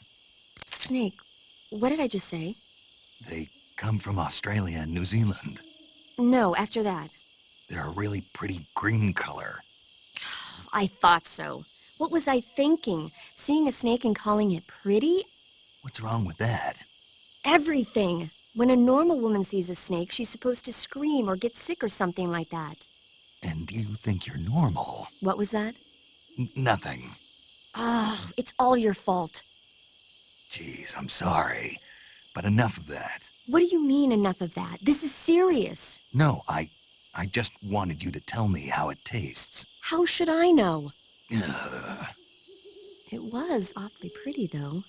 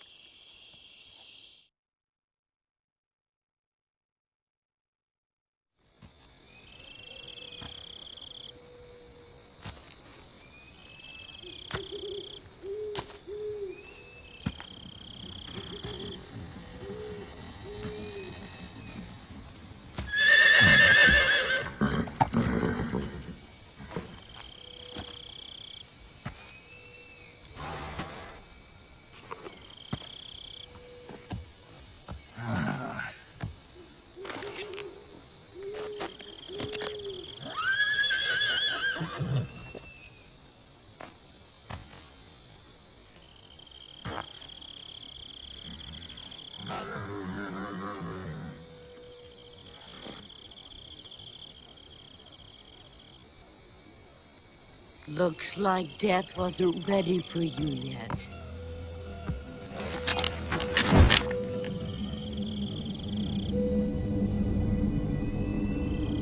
Boss. That arm still hurt?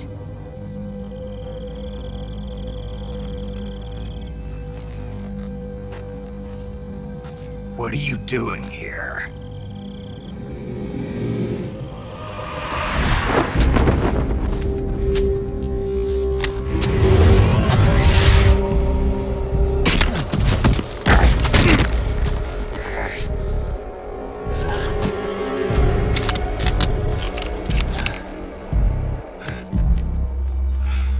Go home.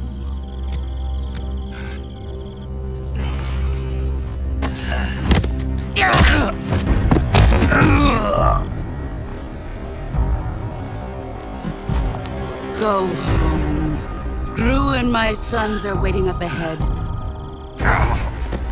You don't have a prayer of finishing your mission. You're not even armed.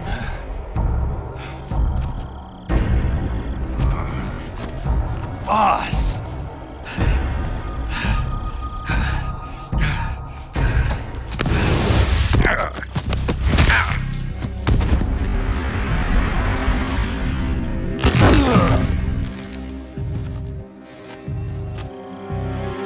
I'm not your boss anymore. There's nothing for you here. Go home. Go back to your boss. There's no need to prove that you are virtuous here. This isn't America.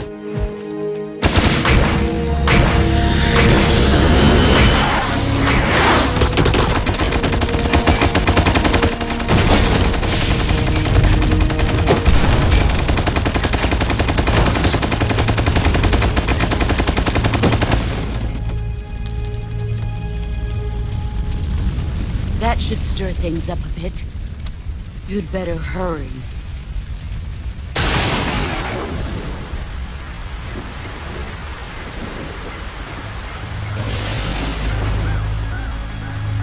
The border is 60 miles south of here. You ought to be able to run that far.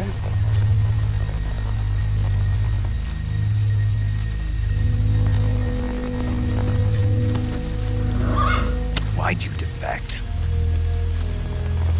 I didn't. I'm loyal to the end, to my purpose. What about you, Jack? What's it going to be? Loyalty to your country or loyalty to me? Your country or your old mentor? The mission or your beliefs?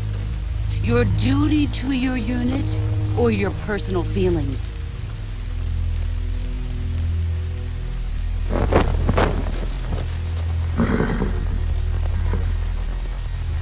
You don't know the truth yet.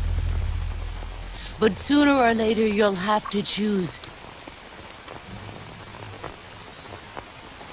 I don't expect you to forgive me.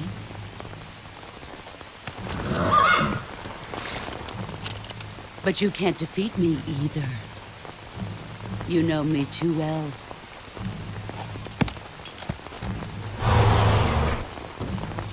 Just look at that bandana. If you can't put the past behind you, you won't survive long.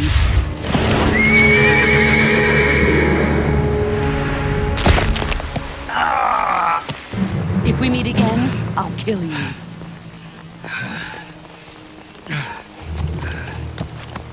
Now, go home.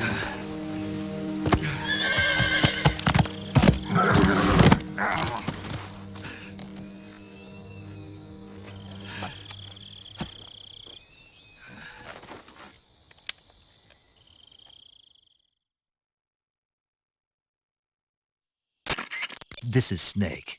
Major Zero. I read you, Snake. I was ambushed by the boss. You were what? The drone's been shot to hell. It's up in flames. That's not good. Enemy scouts are going to come looking for you. Yeah, I know. But what was the boss doing here in the first place? There's got to be a leak somewhere. No, that's impossible. The man the boss is working with, Volgin, isn't exactly on speaking terms with Khrushchev. I lost my gun. The boss destroyed it. Snake, I know how you're feeling. It's hard for me to believe, too, that a legendary hero like the boss would go over to the Russians. That she'd double-cross us like this. But that's how it is, and if you don't accept it, you'll never be able to beat her. That's not the problem. In terms of sheer technique, I'll never be able to beat her. I know that all too well.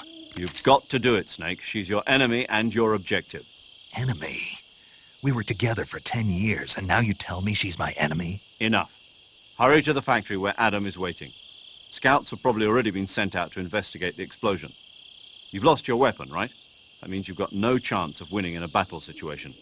Whatever you do, don't let them see you.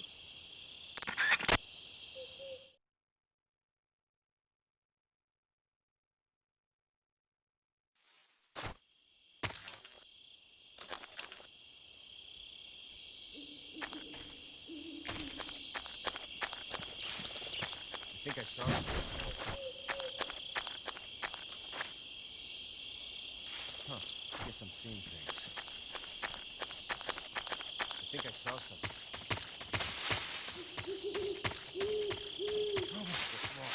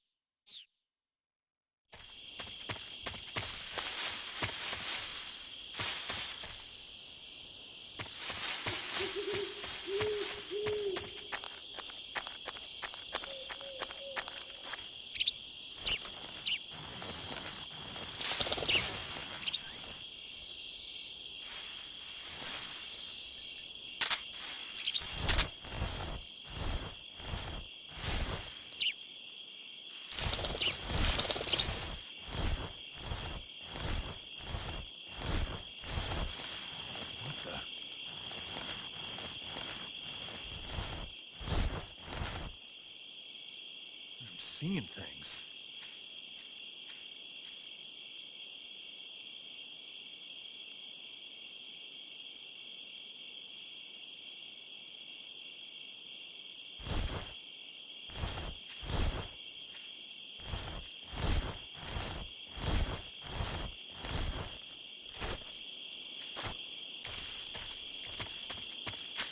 Huh?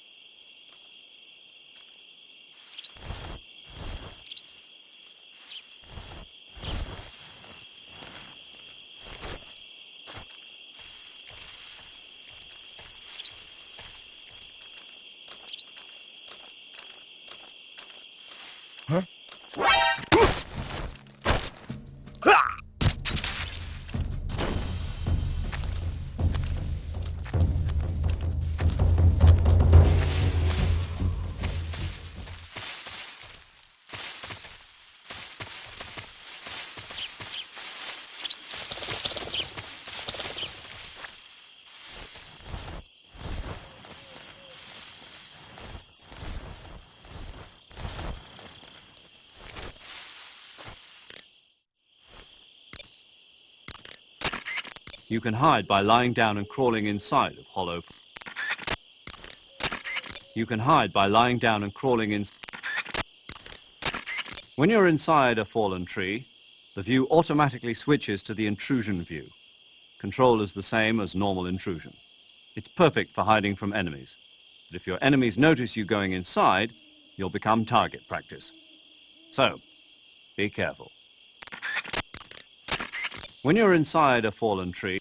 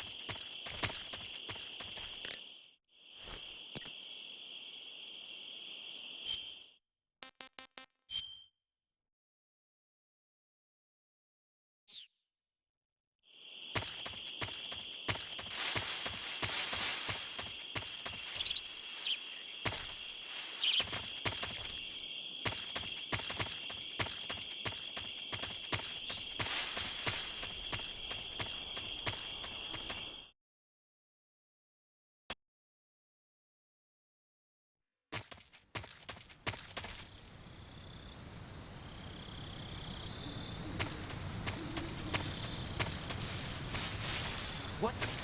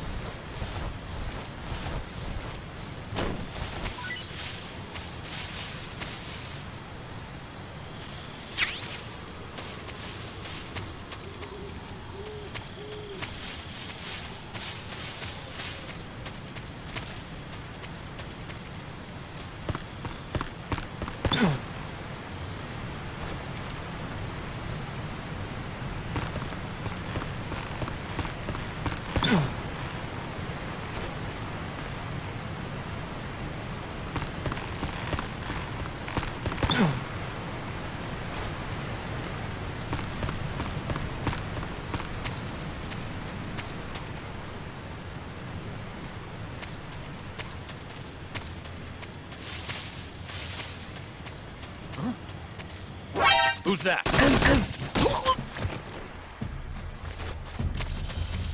Radio, get us some backup!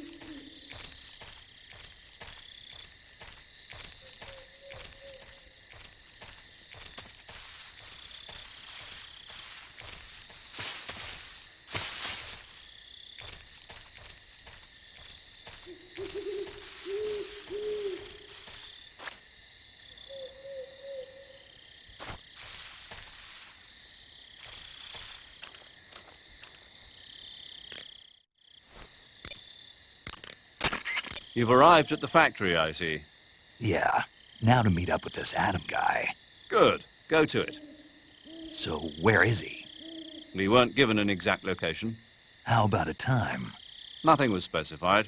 A physical description? I'm not sure. How am I supposed to find him then? You won't need to. Huh? He'll find you. Why don't you try the room to the northeast where you met Sokolov?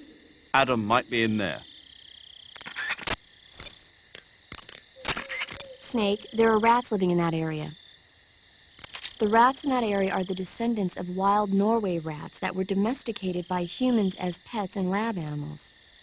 They're not poisonous, and I don't think they'll attack you, but they're quick little creatures, so you might have a hard time catching one. Uh-huh. So how do they taste? Snake, What? they're rats. I know what they are. Do they taste okay? The guide says they're not that bad. Good enough for me.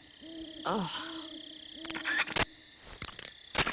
I see you have a calorie mate. Calorie mate? The thing you're holding now?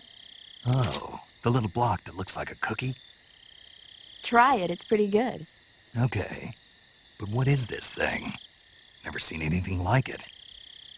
Calorie Mate is an energy supplement that contains all the proteins, lipids, vitamins, carbohydrates, and minerals needed for a balanced diet.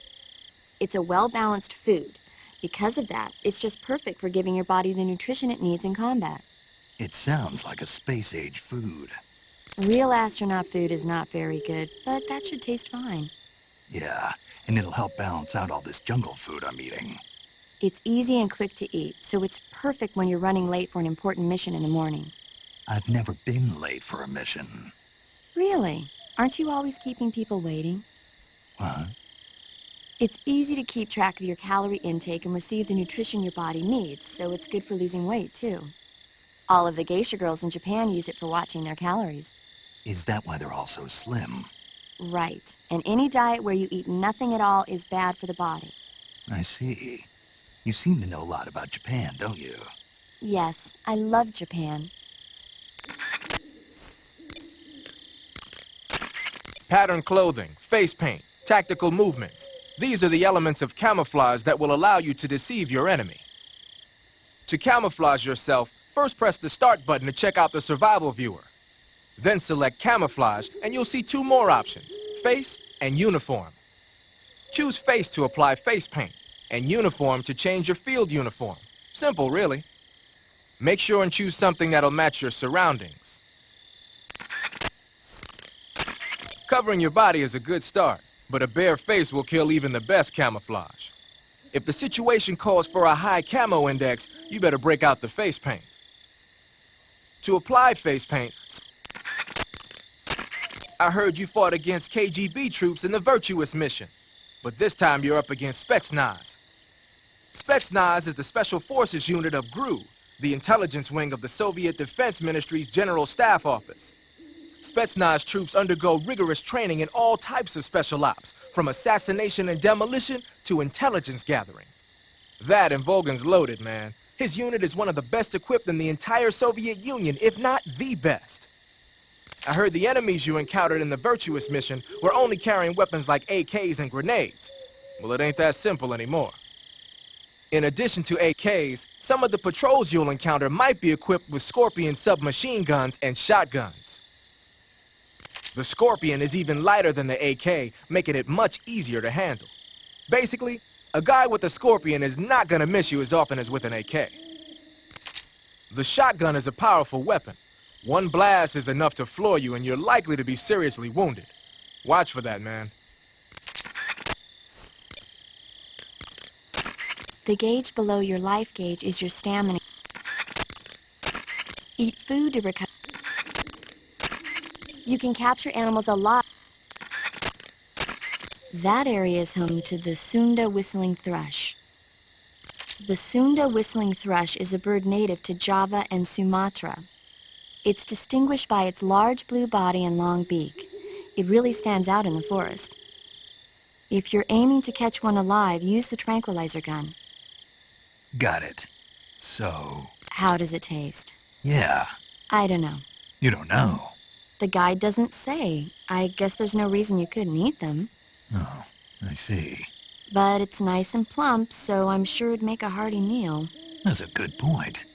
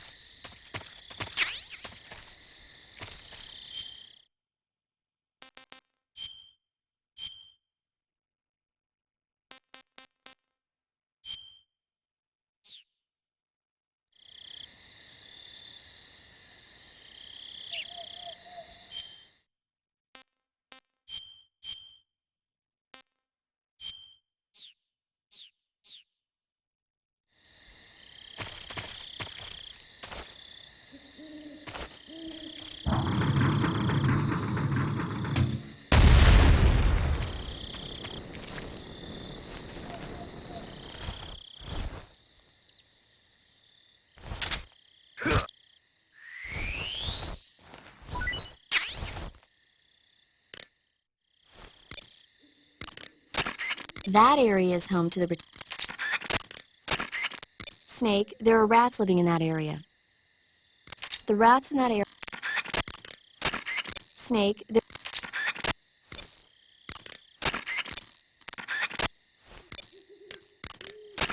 Adam is a spy sent by the KGB to infiltrate Volgin's ranks. You'll need to be extremely careful in how you approach him. Obviously. He can't let Volgin know he's meeting me. That's right. Adam won't show up if you're being pursued by the enemy. Before you go to rendezvous with Adam, make sure you haven't been seen by the enemy. Meet up with him in normal phase. Got it? Ah, you're using the survival knife. Yeah, this thing provides me with all the bare essentials I need to survive in the field. Hey, wait. What'd you do with the knife I made you? That was a work of art. It had matches and fish hooks and thread and stuff in the grip. Sorry to have to tell you this, but that thing is useless in a fight. No way. Really? Yeah. When the grip is hollowed out like that, there's not as much space to stabilize the blade. So the joint between the blade and the grip is weaker. That makes it easier to break. I get it. You're right. With your knife, you don't have to worry about it breaking no matter how much you swing it around. So the important thing is durability. Man, I gotta write this stuff down. Next time, I'll make it so the matches and fish hooks go in the sheath instead. Huh.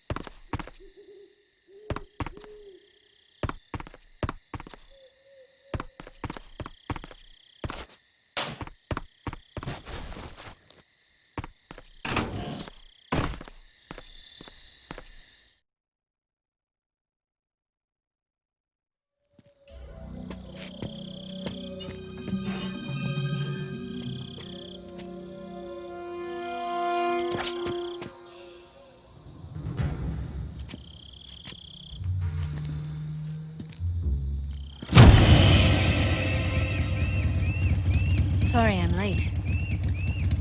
Cut the engine. They'll hear us. Are you the agent they sent? Are you Adam? I thought you were supposed to be a man. Adam couldn't make it. All right, say the password. Who are the Patriots? Who are the Patriots? Answer me!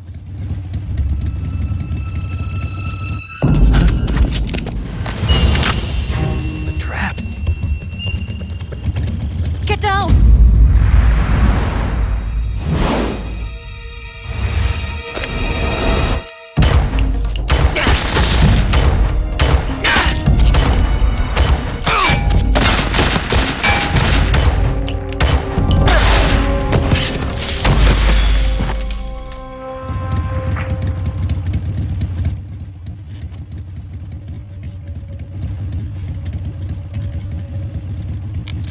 There is your answer.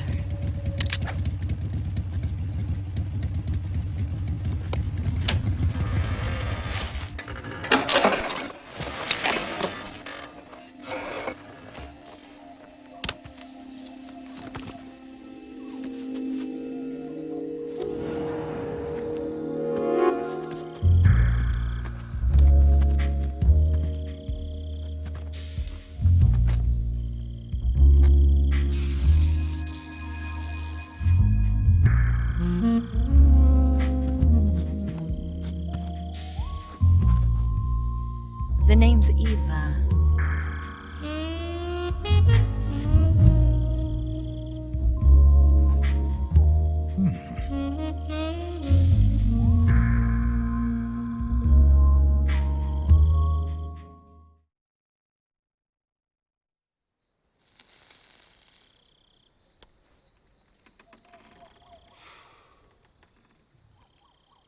This wasn't part of the plan. What happened to Adam? What's your code name? It's Snake. Snake, huh? Well, I'm Eva. Are you here to tempt me?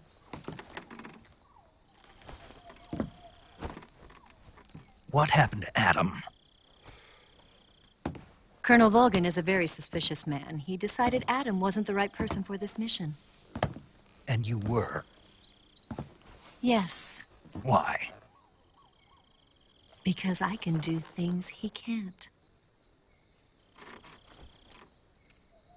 I heard you used to be a codebreaker for the NSA. I was. 4 years ago, I defected to the Soviet Union with Adam. Mauser military. The broom handle.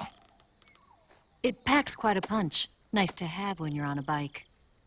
You held it sideways and used the muzzle jump to create a horizontal sweep.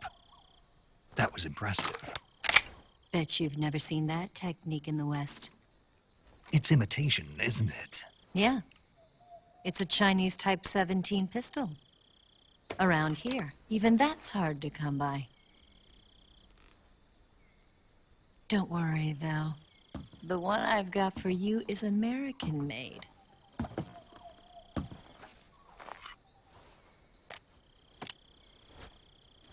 .45, huh?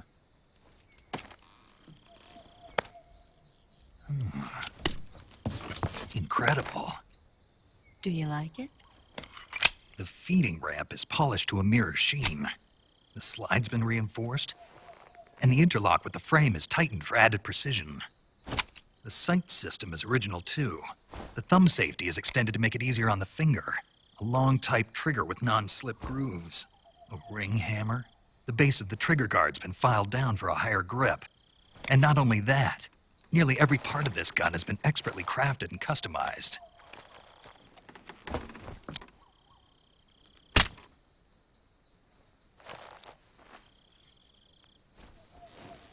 Where'd you get something like this? I grabbed it from a Western munitions armory. It probably used to belong to one of your officers, and there are more where that came from.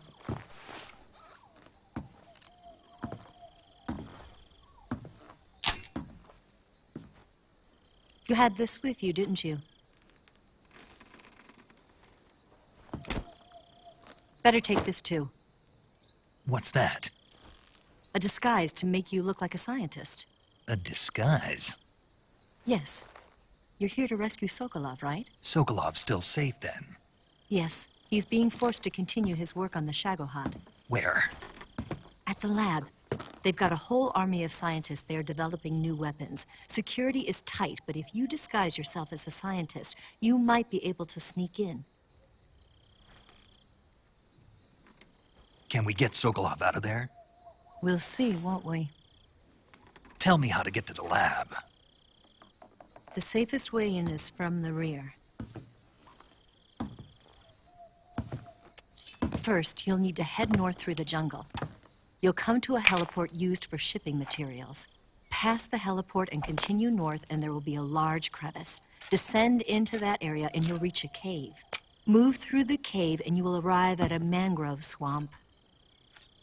After the swamp, there'll be a warehouse.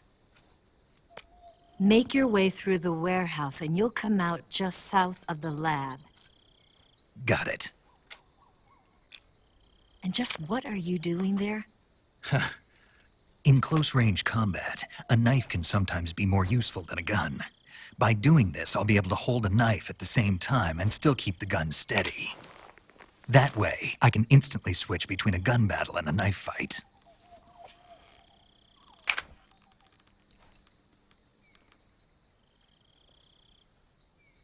Right. Let's get going. Wait a minute. Now. You must be tired. Why don't you take a little rest?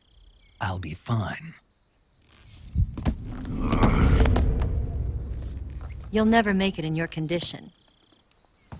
It's a jungle out there. There's still an hour before dawn. It's dangerous to be out in the jungle at night without a guide. What about you? I have to get back. I can't be gone for too long. They'll start to suspect something.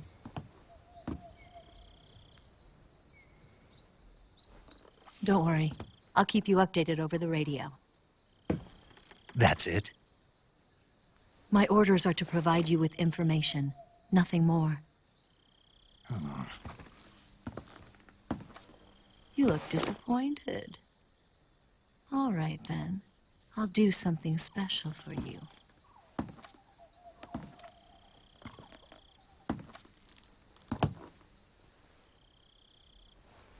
I'll stand watch until dawn. Now be a good boy and lie down.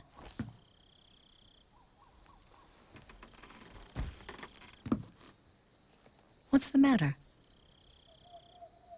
I don't know you well enough to trust you. How well do you have to know me to trust me? I don't know if I can trust anybody.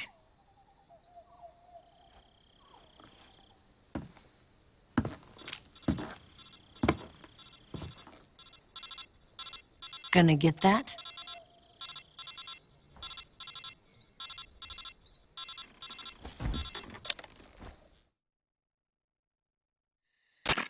She's right, Snake. You should get some sleep. Although in your condition, you really ought to be back in the ICU. Whenever you save the game and quit, you'll go to sleep. Sleeping allows you to gain back stamina naturally. Depending on how long you sleep, you may also recover naturally from sickness and injury. When you're tired or hurt, the best thing to do is just get some sleep. So do yourself a favor and take a nap. Doctor's orders, okay? Yeah, okay.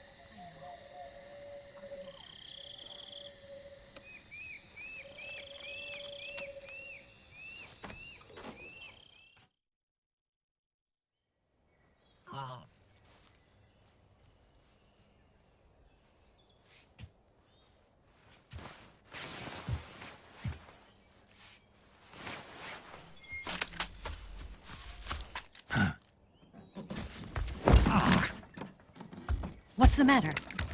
We're surrounded. I see 4 of them.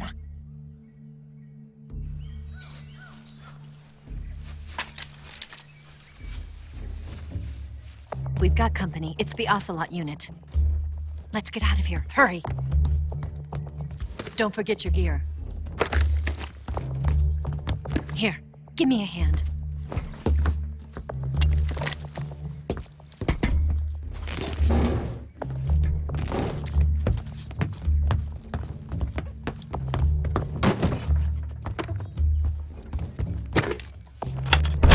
We can use this to get to the basement.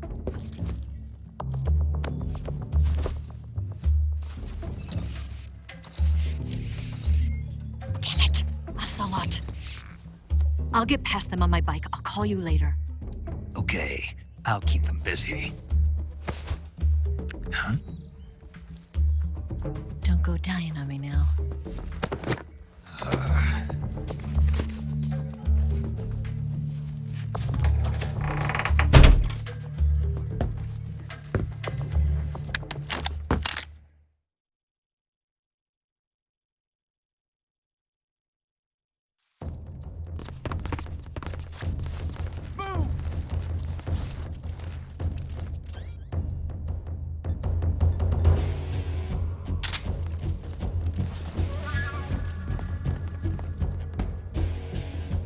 Move!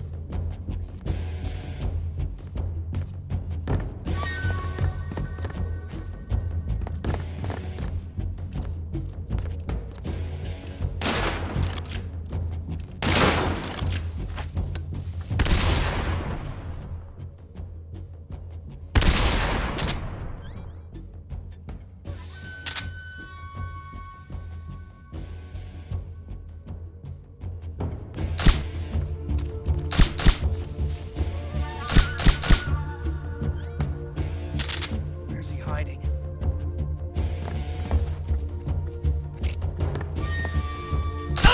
What's wrong?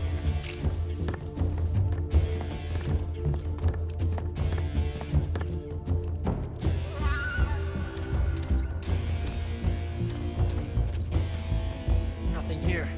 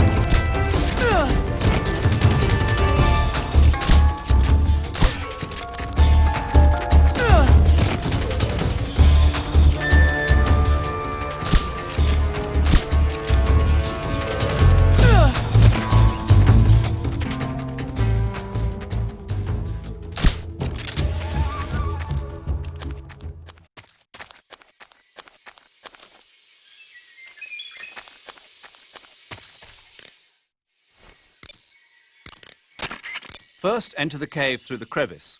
Eva said it was to the north, so head that way. First, enter the... That's a nasty cut you've got there. Cuts happen when you get slashed with a knife or other sharp object. When you have a cut, your maximum life goes down depending on its severity.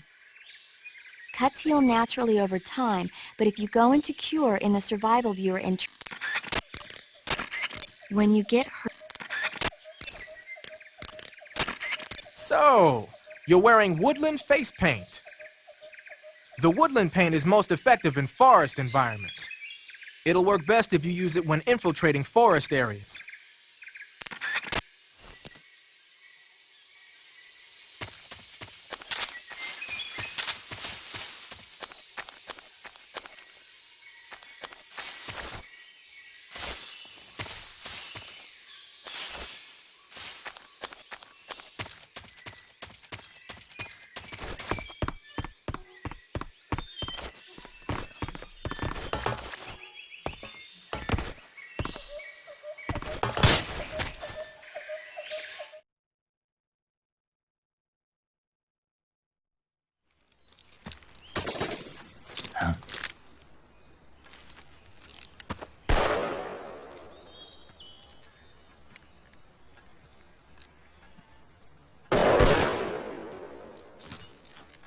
I've been waiting for this moment.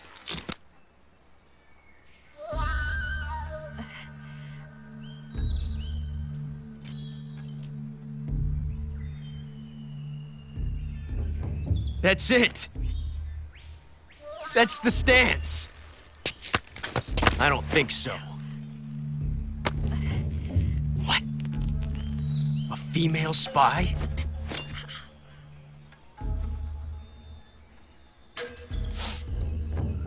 This bitch is wearing perfume.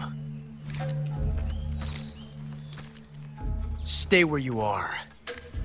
I've had enough of your judo. I see you've got yourself a single-action army. That's right. There'll be no accidents this time. You call that an accident? Well, it wouldn't have happened if you hadn't been showing off.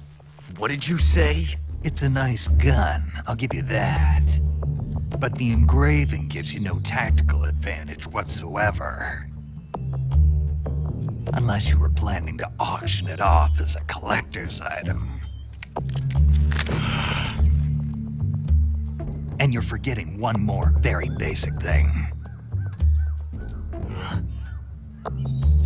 You don't have what it takes to kill me.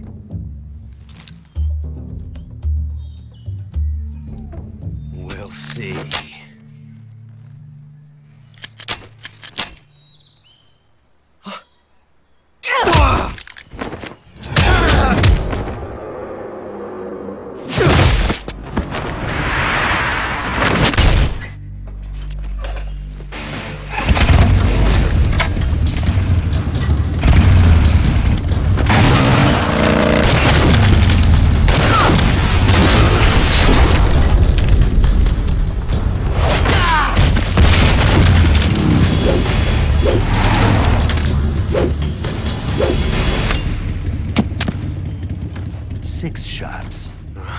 That thing only carries 6 shots.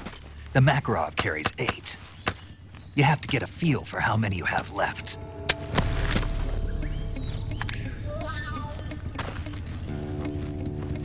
This is a high-class weapon. It's not meant for shooting people. Damn!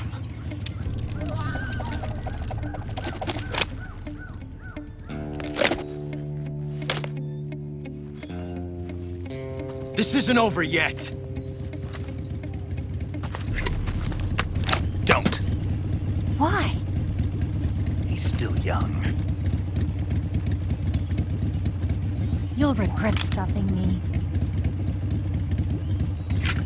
Damn it! I've got to get back before he does.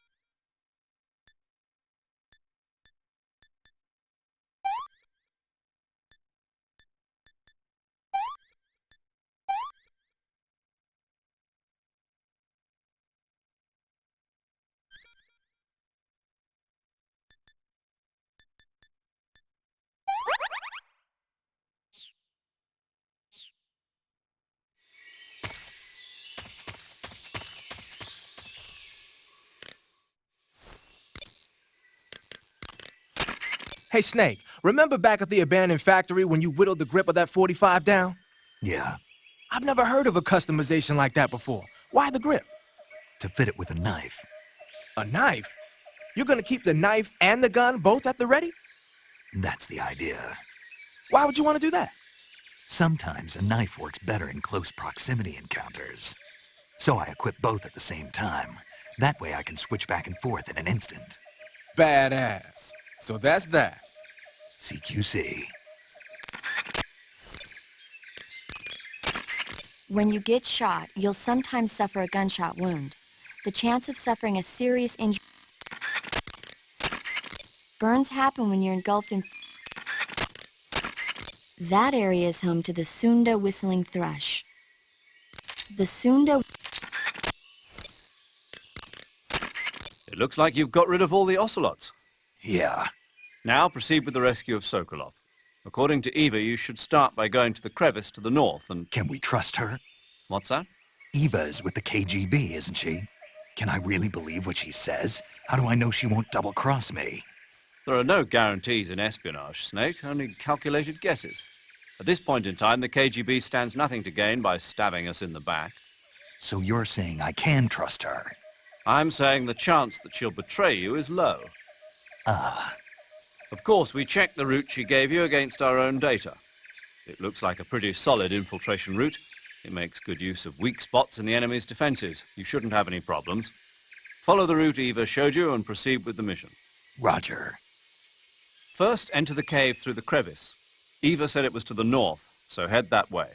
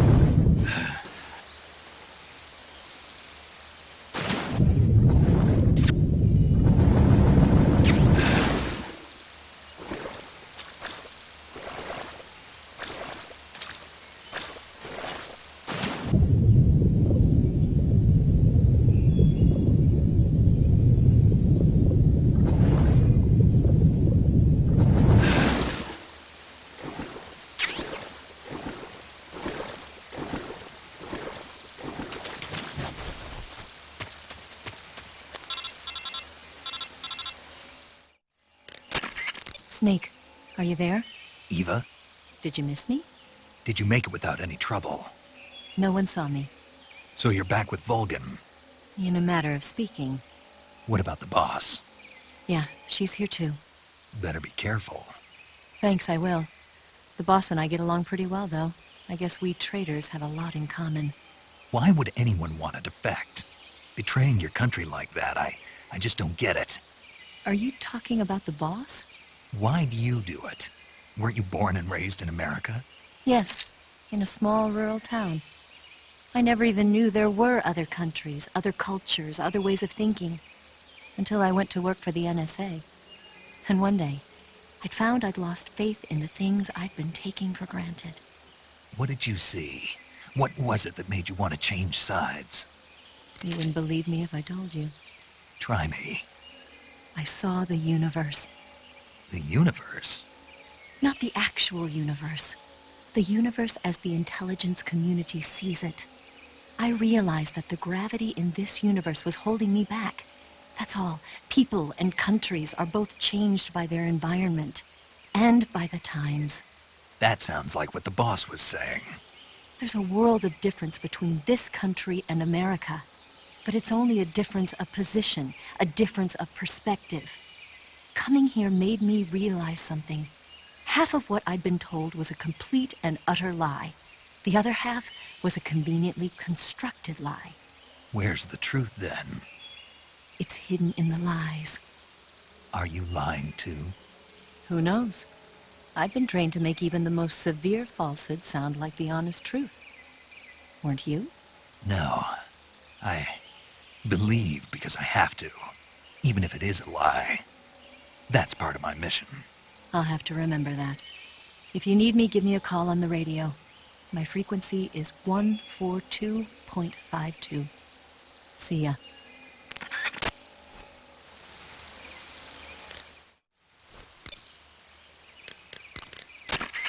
That area is known as Chorny Prud.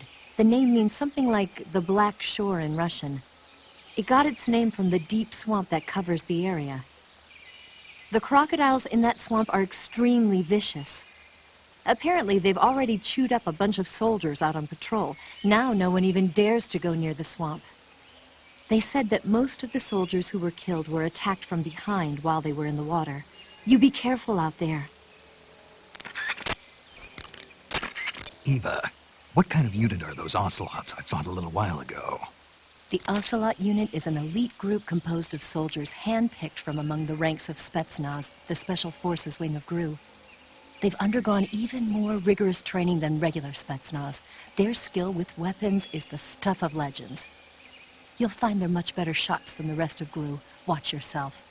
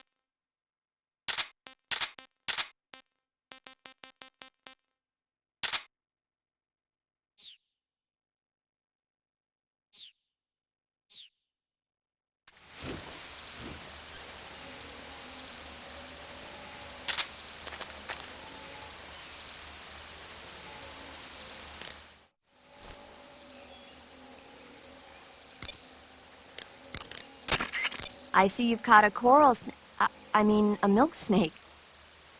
The milk snake closely resembles the coral snake, but it's actually not venomous. Even so, you'll still take damage if it bites you, so don't get too close. So is there a way to tell the difference between a milk snake and a coral snake? It's pretty difficult. They really do look almost exactly alike. I guess if I had to pick something, I'd say it's that the milk snake is much less aggressive. Okay. Ah, I just thought of a better way. You're going to love this. What? Eat it. Eat it? Yeah. The guide says milk snakes don't taste very good. Is that right? But if I've already caught and eaten it, what does it matter which kind of snake it was? It doesn't, does it? Shoot, I thought I had a good idea.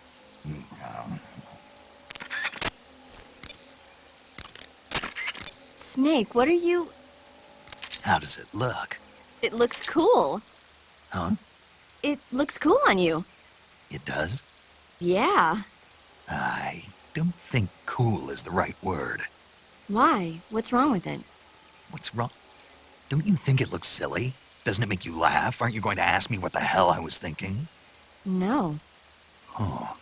I think it really does look good. It reminds me of the alligator people. Oh, the... what? The Alligator People. It's a science fiction movie. You've never heard of it? No. Oh, well, you should see it sometime. It's about this guy who gets hurt in a car accident and tries to heal his wounds by injecting himself with a crocodile serum, but then his head turns into a crocodile head. You look just like him with the mask on. That's awesome! Right. Huh? Snake, you said Eva said her Mauser was a Type 17, right? Yeah, what about it? That model was produced in the 1920s in a weapons lab in the Shaanxi province in China. The cartridge part sticks out lower than the original to accommodate 45 caliber rounds. The barrel and chamber are a little bit thicker too. But most telling of all, it's got Chinese characters engraved on both sides of the frame like you saw. And that firing stance Eva was talking about where you hold the gun horizontally, that's a trademark of the Chinese.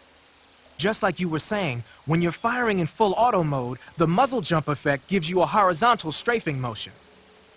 They say it's especially deadly in indoor and close-range mop-up actions. The Japanese called it bandit shooting and used to dread it. Makes you wonder where she learned to shoot like that.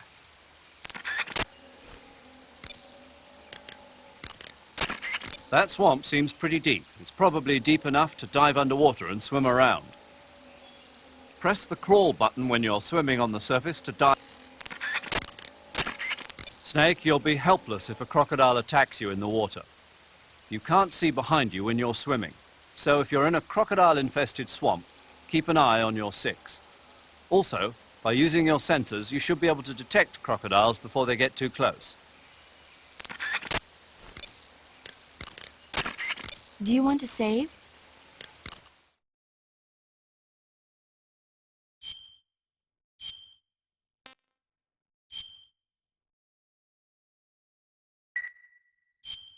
Snake, have you heard of It Came from Outer Space?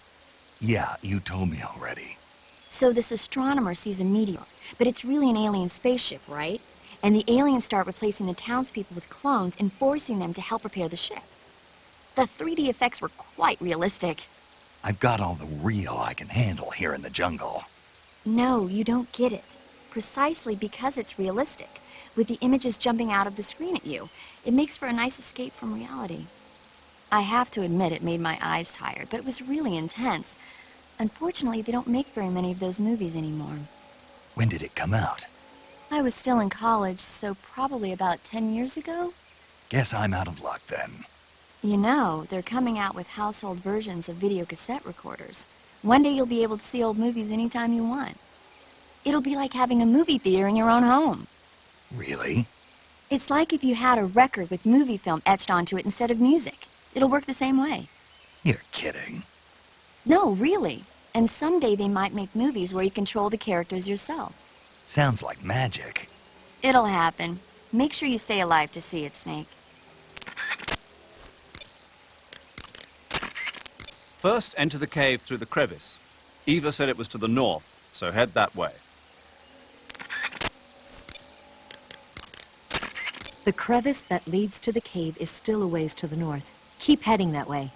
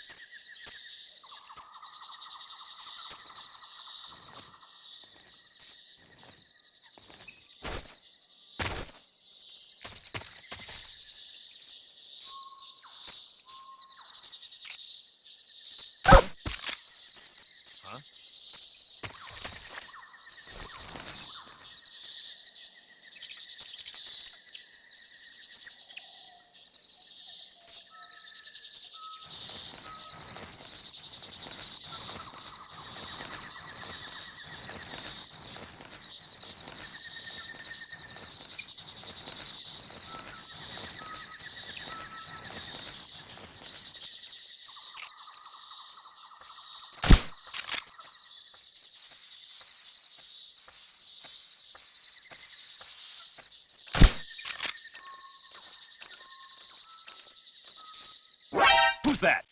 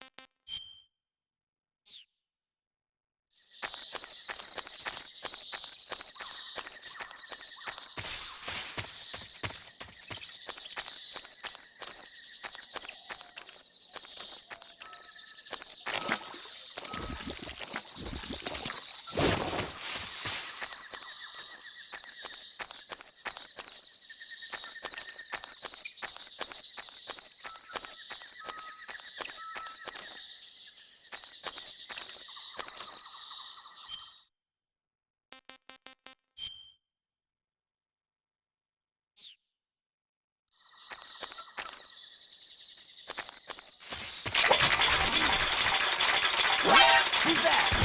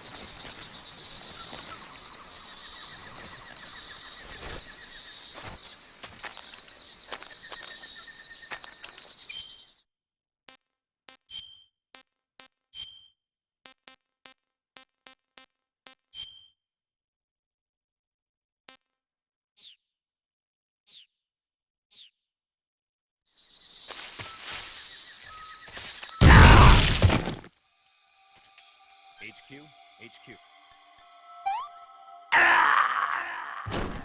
This is HQ.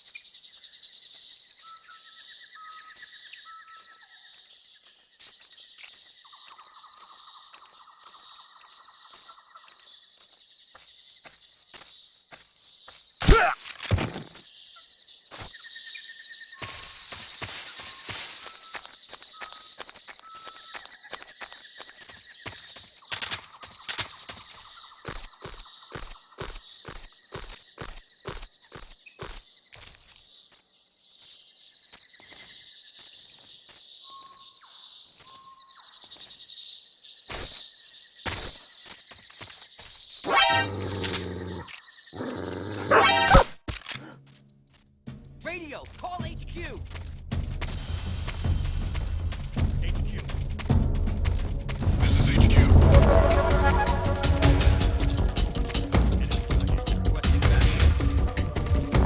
Acknowledged. Sending reinforcements.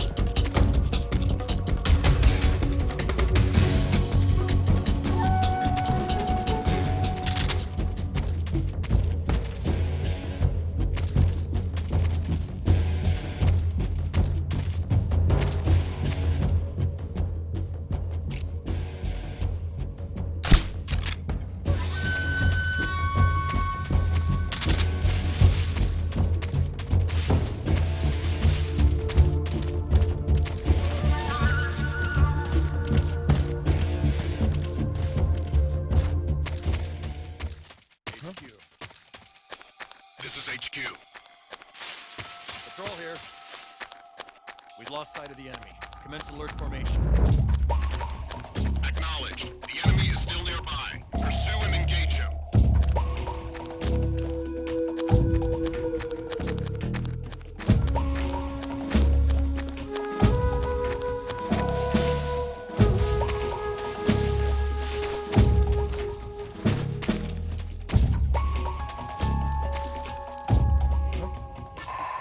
Who's that?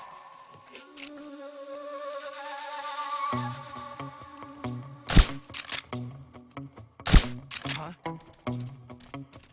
The enemy is close by. What's wrong?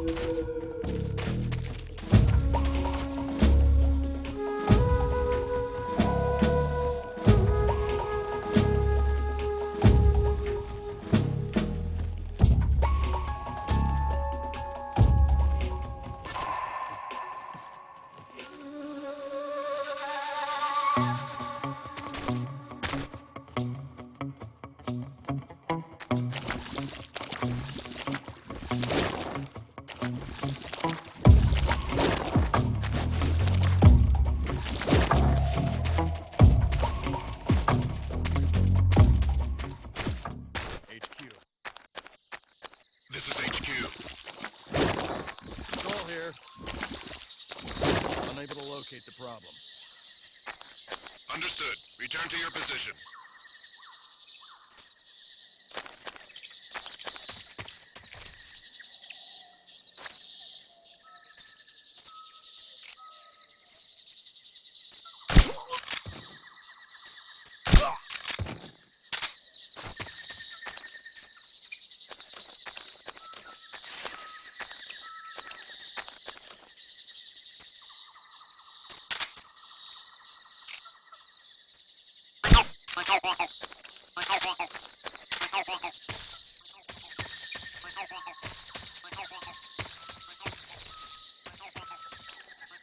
What the?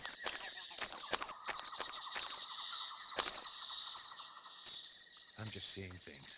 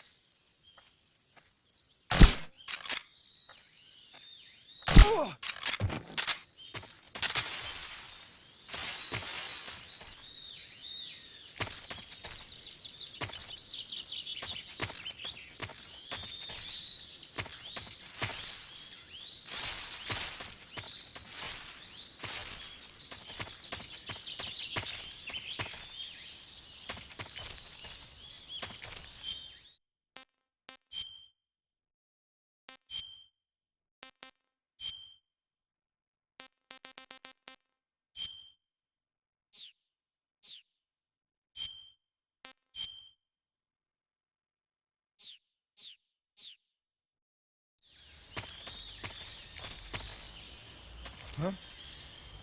Who was that?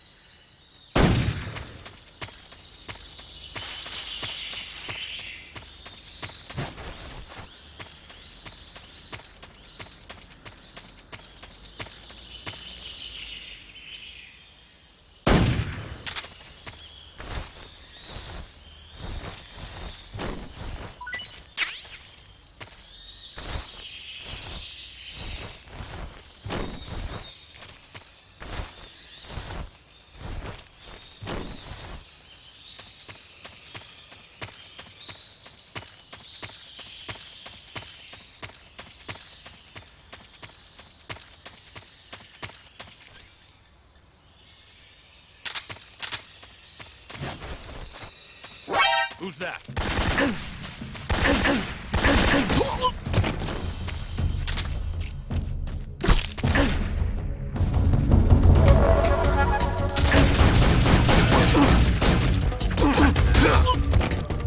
Freeze.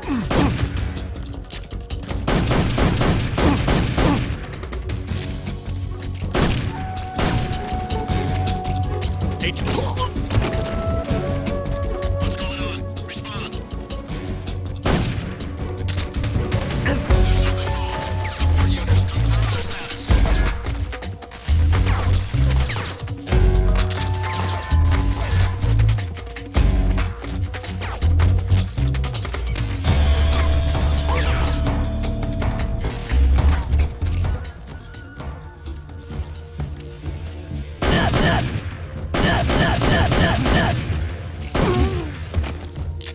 What happened?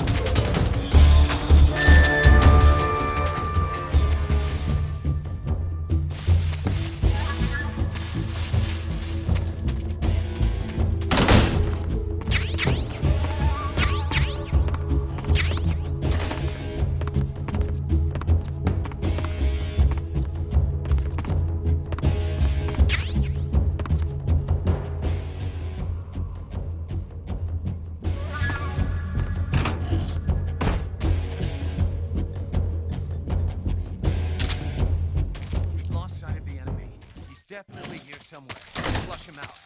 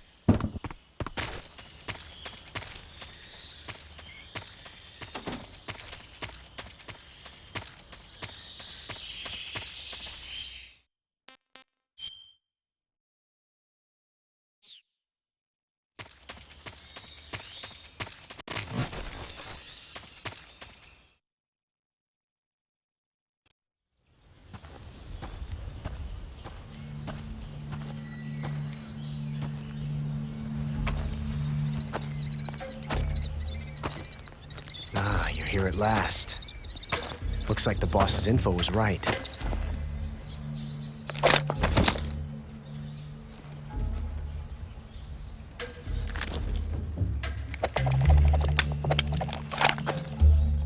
Twice now you've made me taste bitter defeat.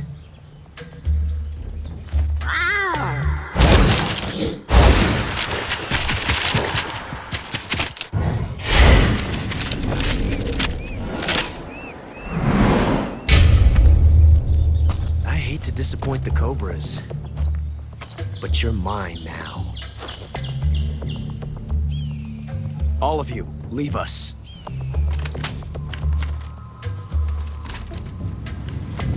It's just you and me.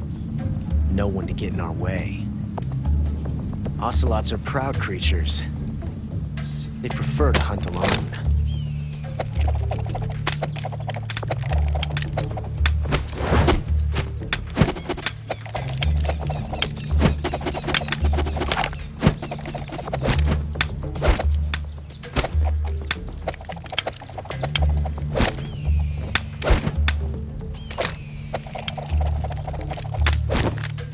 Shots.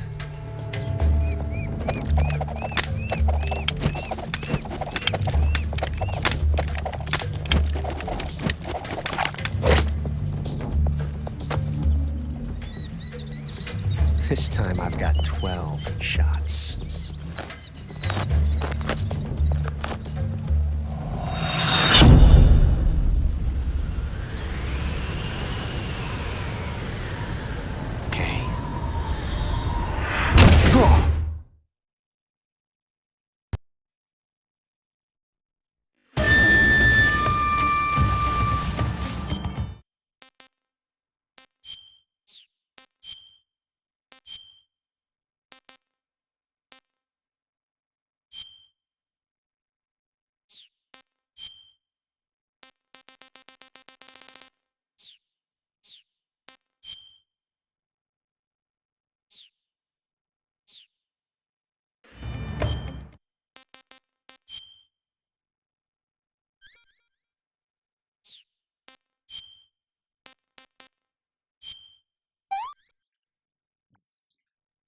Disgusting.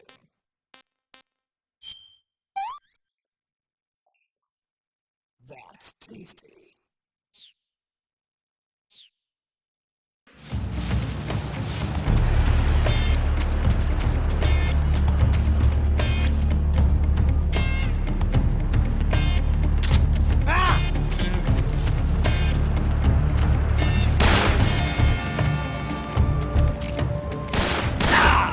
Not bad, eh?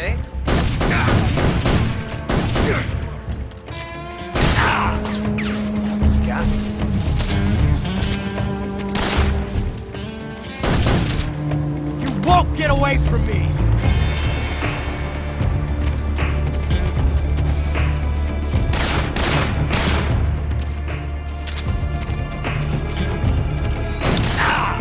You're all talk, huh? Not bad.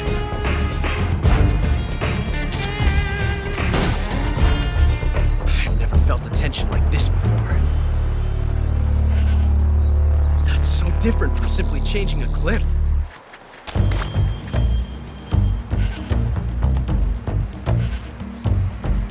This reload time is exhilarating.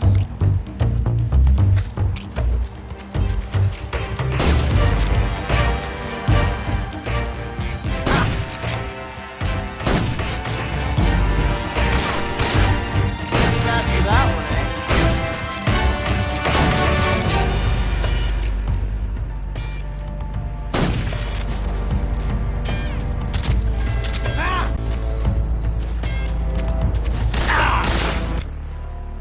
Nice shot.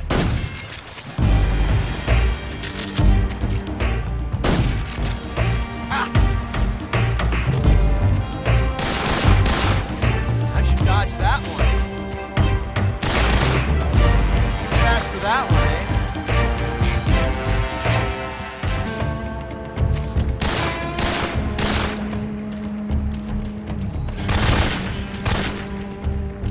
Had enough yet?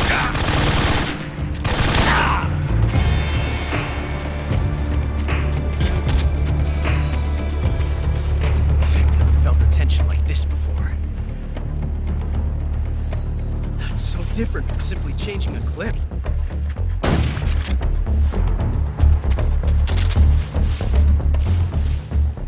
This reload time is exhilarating.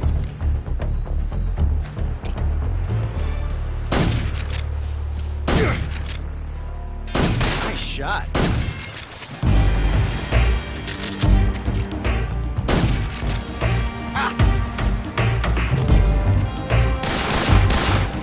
How'd you dodge that one? Too fast for that one, eh?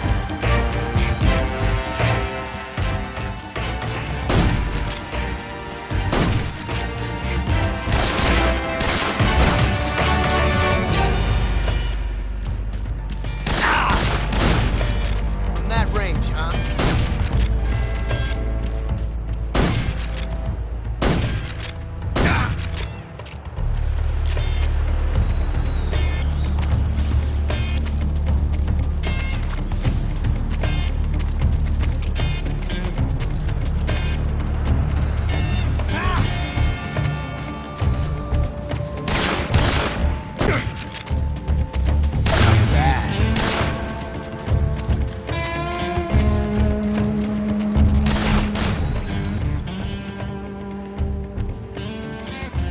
Won't get away from me!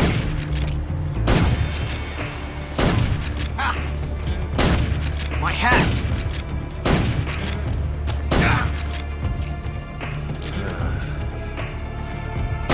My hat!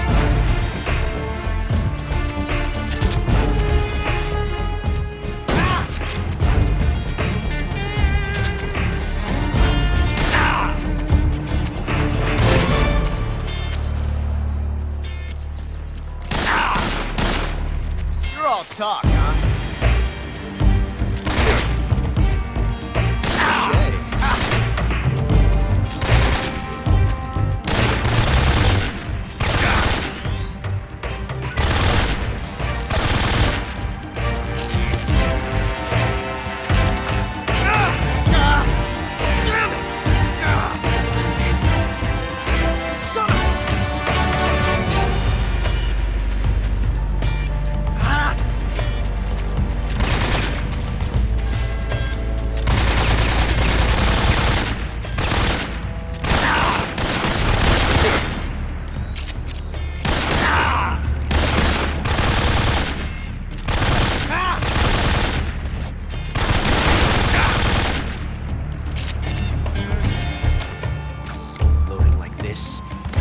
revolution.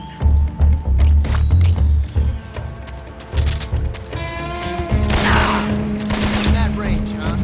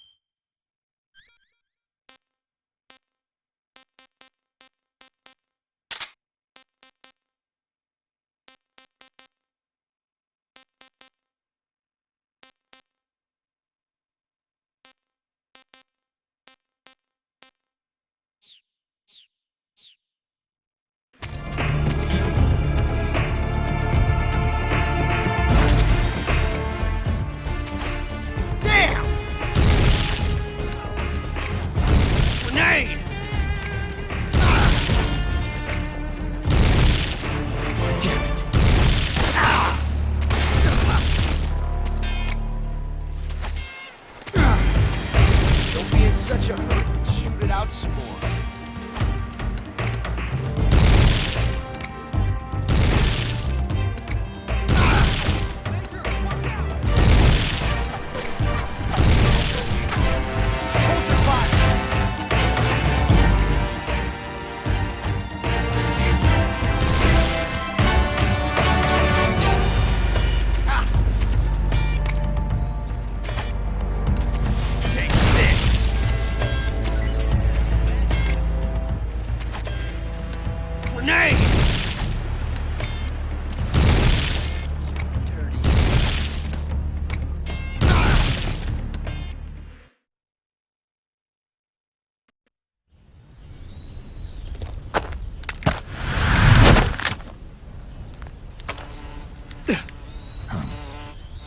Damn it.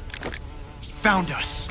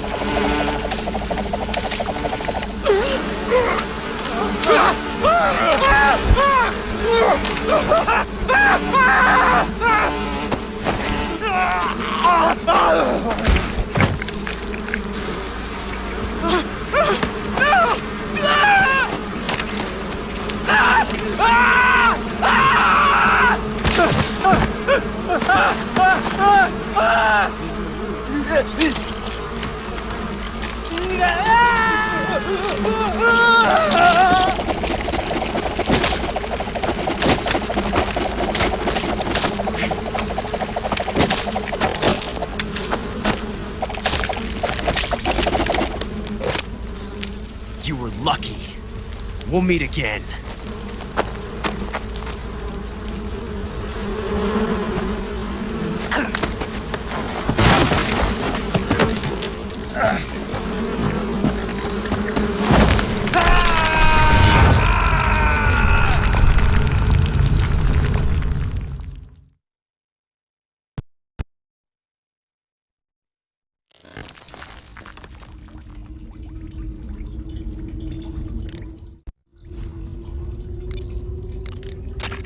Snake, are you okay? Snake!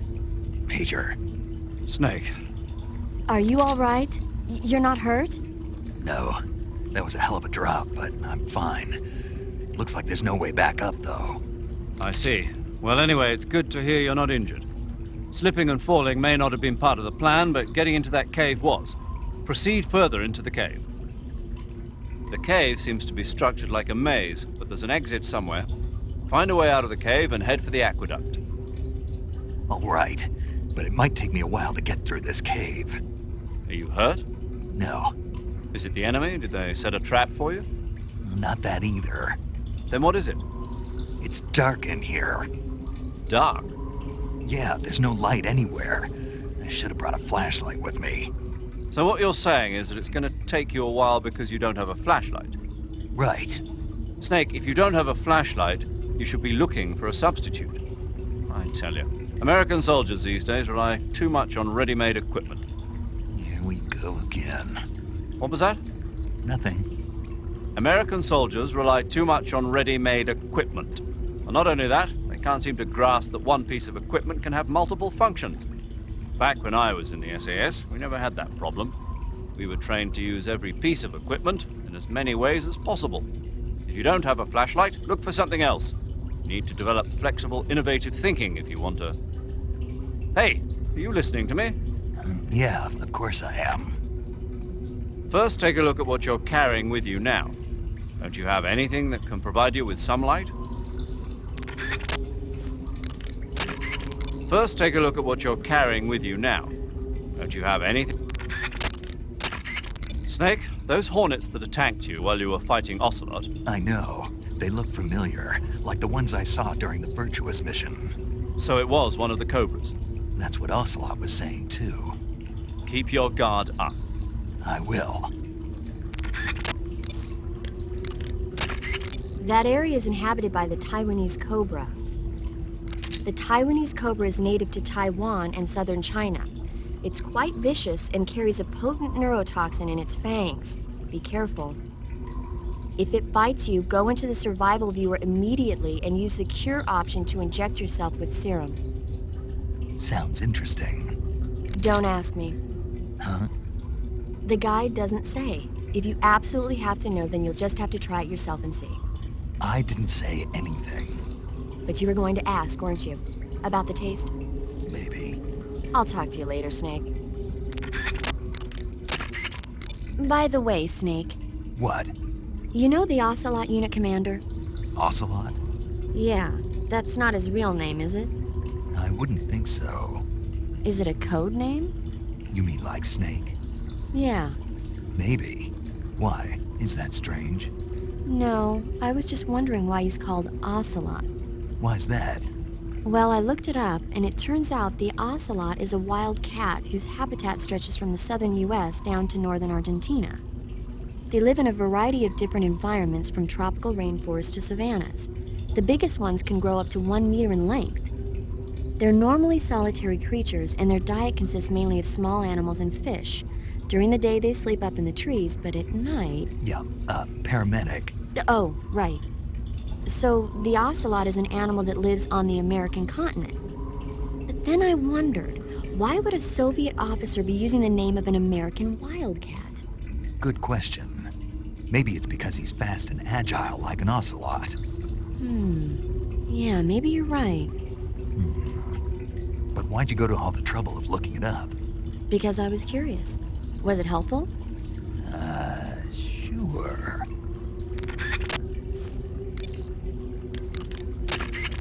Wearing the leaf pattern camouflage, are you? Leaf pattern is a forest camouflage created to provide cover in woodland areas. Now that our involvement in Vietnam looks set to expand, they're thinking about adopting it for official use. It'll help you blend in, especially well when you're hiding in the bushes. So you've got your uniform and your face paint, but that alone isn't enough to make for good camouflage. Camouflage means blending in with nature. To make your disguise complete, you've got to keep a low profile and avoid overt movements. As long as you've got the uniform and face paint working for you, and you're lying flat keeping still, you won't have to worry about being spotted from a distance. On the flip side, dancing around your enemy in perfect camo is still a dead giveaway. So if the enemy's looking for you and he's getting too close for comfort, just lay low for the time being. You're on a solo sneaking mission. Your success is based on your ability to survive. That's where the survival viewer comes in. The survival viewer contains everything you need to survive out in the field. Use camouflage to change your camouflage, and backpack to select your gear. Use food to eat. Whenever you find a new weapon or piece of equipment, the first thing you do is drop it in your backpack, right? But you can't use your new goodies if they're just sitting in your backpack. To use a weapon or piece of equipment, first you have to take it out of your backpack and place it on your person. To take an item out of your backpack, use the backpack option in the survival viewer. To place a weapon on your person, keep in mind that every weapon... Snake, are you all right? Yeah, just barely. What the hell were all those hornets? Most likely that was the pain, one of the cobras. I figured as much. Are they tracking me? I don't know. The cobras only take orders from the boss. Not even Volgin knows what they're really up to, so I don't know anything about them either. No kidding. I'll try and dig up as much as I can about them. You just focus on moving ahead. Go to the end of the cave and you'll come out in an aqueduct overgrown with mangroves. This leads to the Ponizovye swamp. And Snake, be careful. That cave is pitch dark inside. Good. I did remember to tell you then. If it's completely dark and you need a light, try using a torch. I heard there's some emergency torches stored somewhere in that cave. Torches. Got it. So where are they? Huh? Where are the torches? How should I know? Go find them yourself. Eva, where are you now? I told you, didn't I? I'm right near the Colonel. Pretty weak answer, if you ask me. I suppose you're right. Eva. Snake, I'm under orders to cooperate with you, but that doesn't mean I have to tell you everything I know. I would assume the same applies to you, too. That cave is known as Chornaya Peshara. In Russian, Chornaya Peshara means the black cave from which cold wind blows. It's a magma cavern formed millions of years ago, back when Salino-Yarsk was the site of volcanic activity. The structure of the cave is pretty complex, but you should be able to find the aqueduct if you keep moving inward. Head toward the interior of the cave.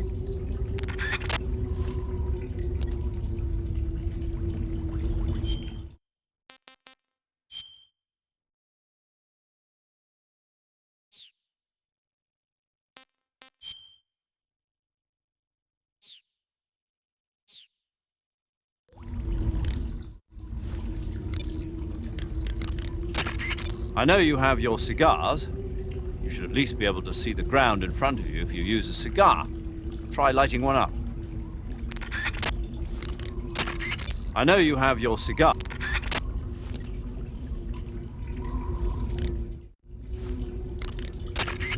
The cave seems to be structured like a maze, but there's an exit somewhere. Find a way out of the cave and head for the aqueduct. I know you have your... Snake, be careful. That cave is inhabited by vampire bats. The vampire bat bites its victims and sucks their blood. Got it. Speaking of bats... Just save it. Huh? I know you're gonna talk about vampire movies. Attack of the Vampire Donuts, or Dracula versus the Space Hippos, or something like that. Actually, I was going to say that bats are known to use supersonic waves to sense their surroundings. Oh. Bats use supersonic waves to sense their surroundings, so you might be able to keep them away by blasting them with a special kind of sound wave. As for taste, I suppose there's no reason you couldn't eat them. Snake, do you hate vampire movies? What? Just now, you sounded like you really hated them. I did? Yeah. Oh. Well, no one really likes them, do they? Some people do. Like you. Yeah. They're fascinating, you know? Like the movie Dracula... Don't say it. Why not? Just don't. Are you afraid? What? You're afraid of vampires, aren't you? Don't be ridiculous. But... Listen, there are no such things as vampires. They're just a stupid, made-up legend. Even if they do seem real sometimes. Well, sure. You think I'd be afraid of something like that? No. Exactly. Right. I'm not afraid of vampires. Uh-huh. It's just that whenever somebody starts talking about vampires, I end up dreaming about them that night, and I don't need that right now. That's all. Okay.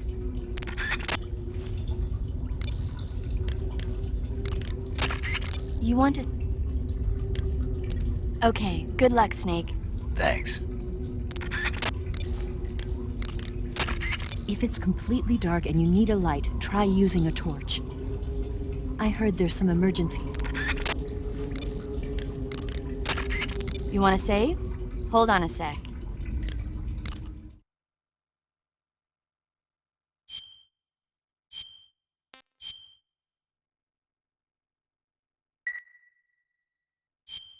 Snake, have you seen 007 from Russia with Love? Nah, I don't like those movies. Real spies are nothing like James Bond. It's pure fantasy. Snake, I don't think the Major's going to like you saying that. And even though it's fiction, I can't help but comparing myself to Bond. What exactly don't you like about James Bond? I mean, is it the fantastic gadgets? The cars? The guns? Major. Snake, wouldn't you like to have a gun shaped like a pen? What good is a pen gonna do me in the jungle? I'd look like a fool.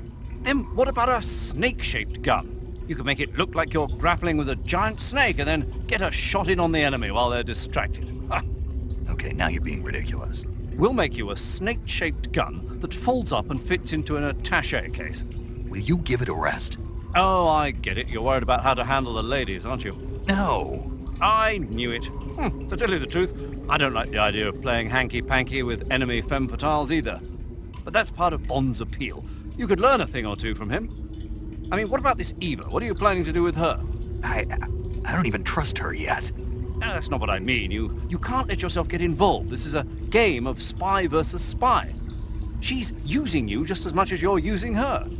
I realize that. You've got to grab the initiative, and to do that, you have to get the upper hand in the relationship. That's what a spy is supposed to do. Get the upper hand? I don't think I'm cut out for that mission. Maybe if you change your codename to 00 Snake. Major. 007 is the biggest thing to come out of England since the Mayflower. I wouldn't be surprised if they made 20 more of those movies. Didn't you know? The Major is a huge James Bond fan. Don't get him worked up like this. Worked up? Maybe you don't realize this, but now that you've got him started talking about Bond, I'm going to have to listen to him lecture for a whole hour after he gets off the radio. You have my sympathy. It's too bad you can't enjoy such a great movie, though. I guess I'm just one of those people who can't enjoy spy flicks.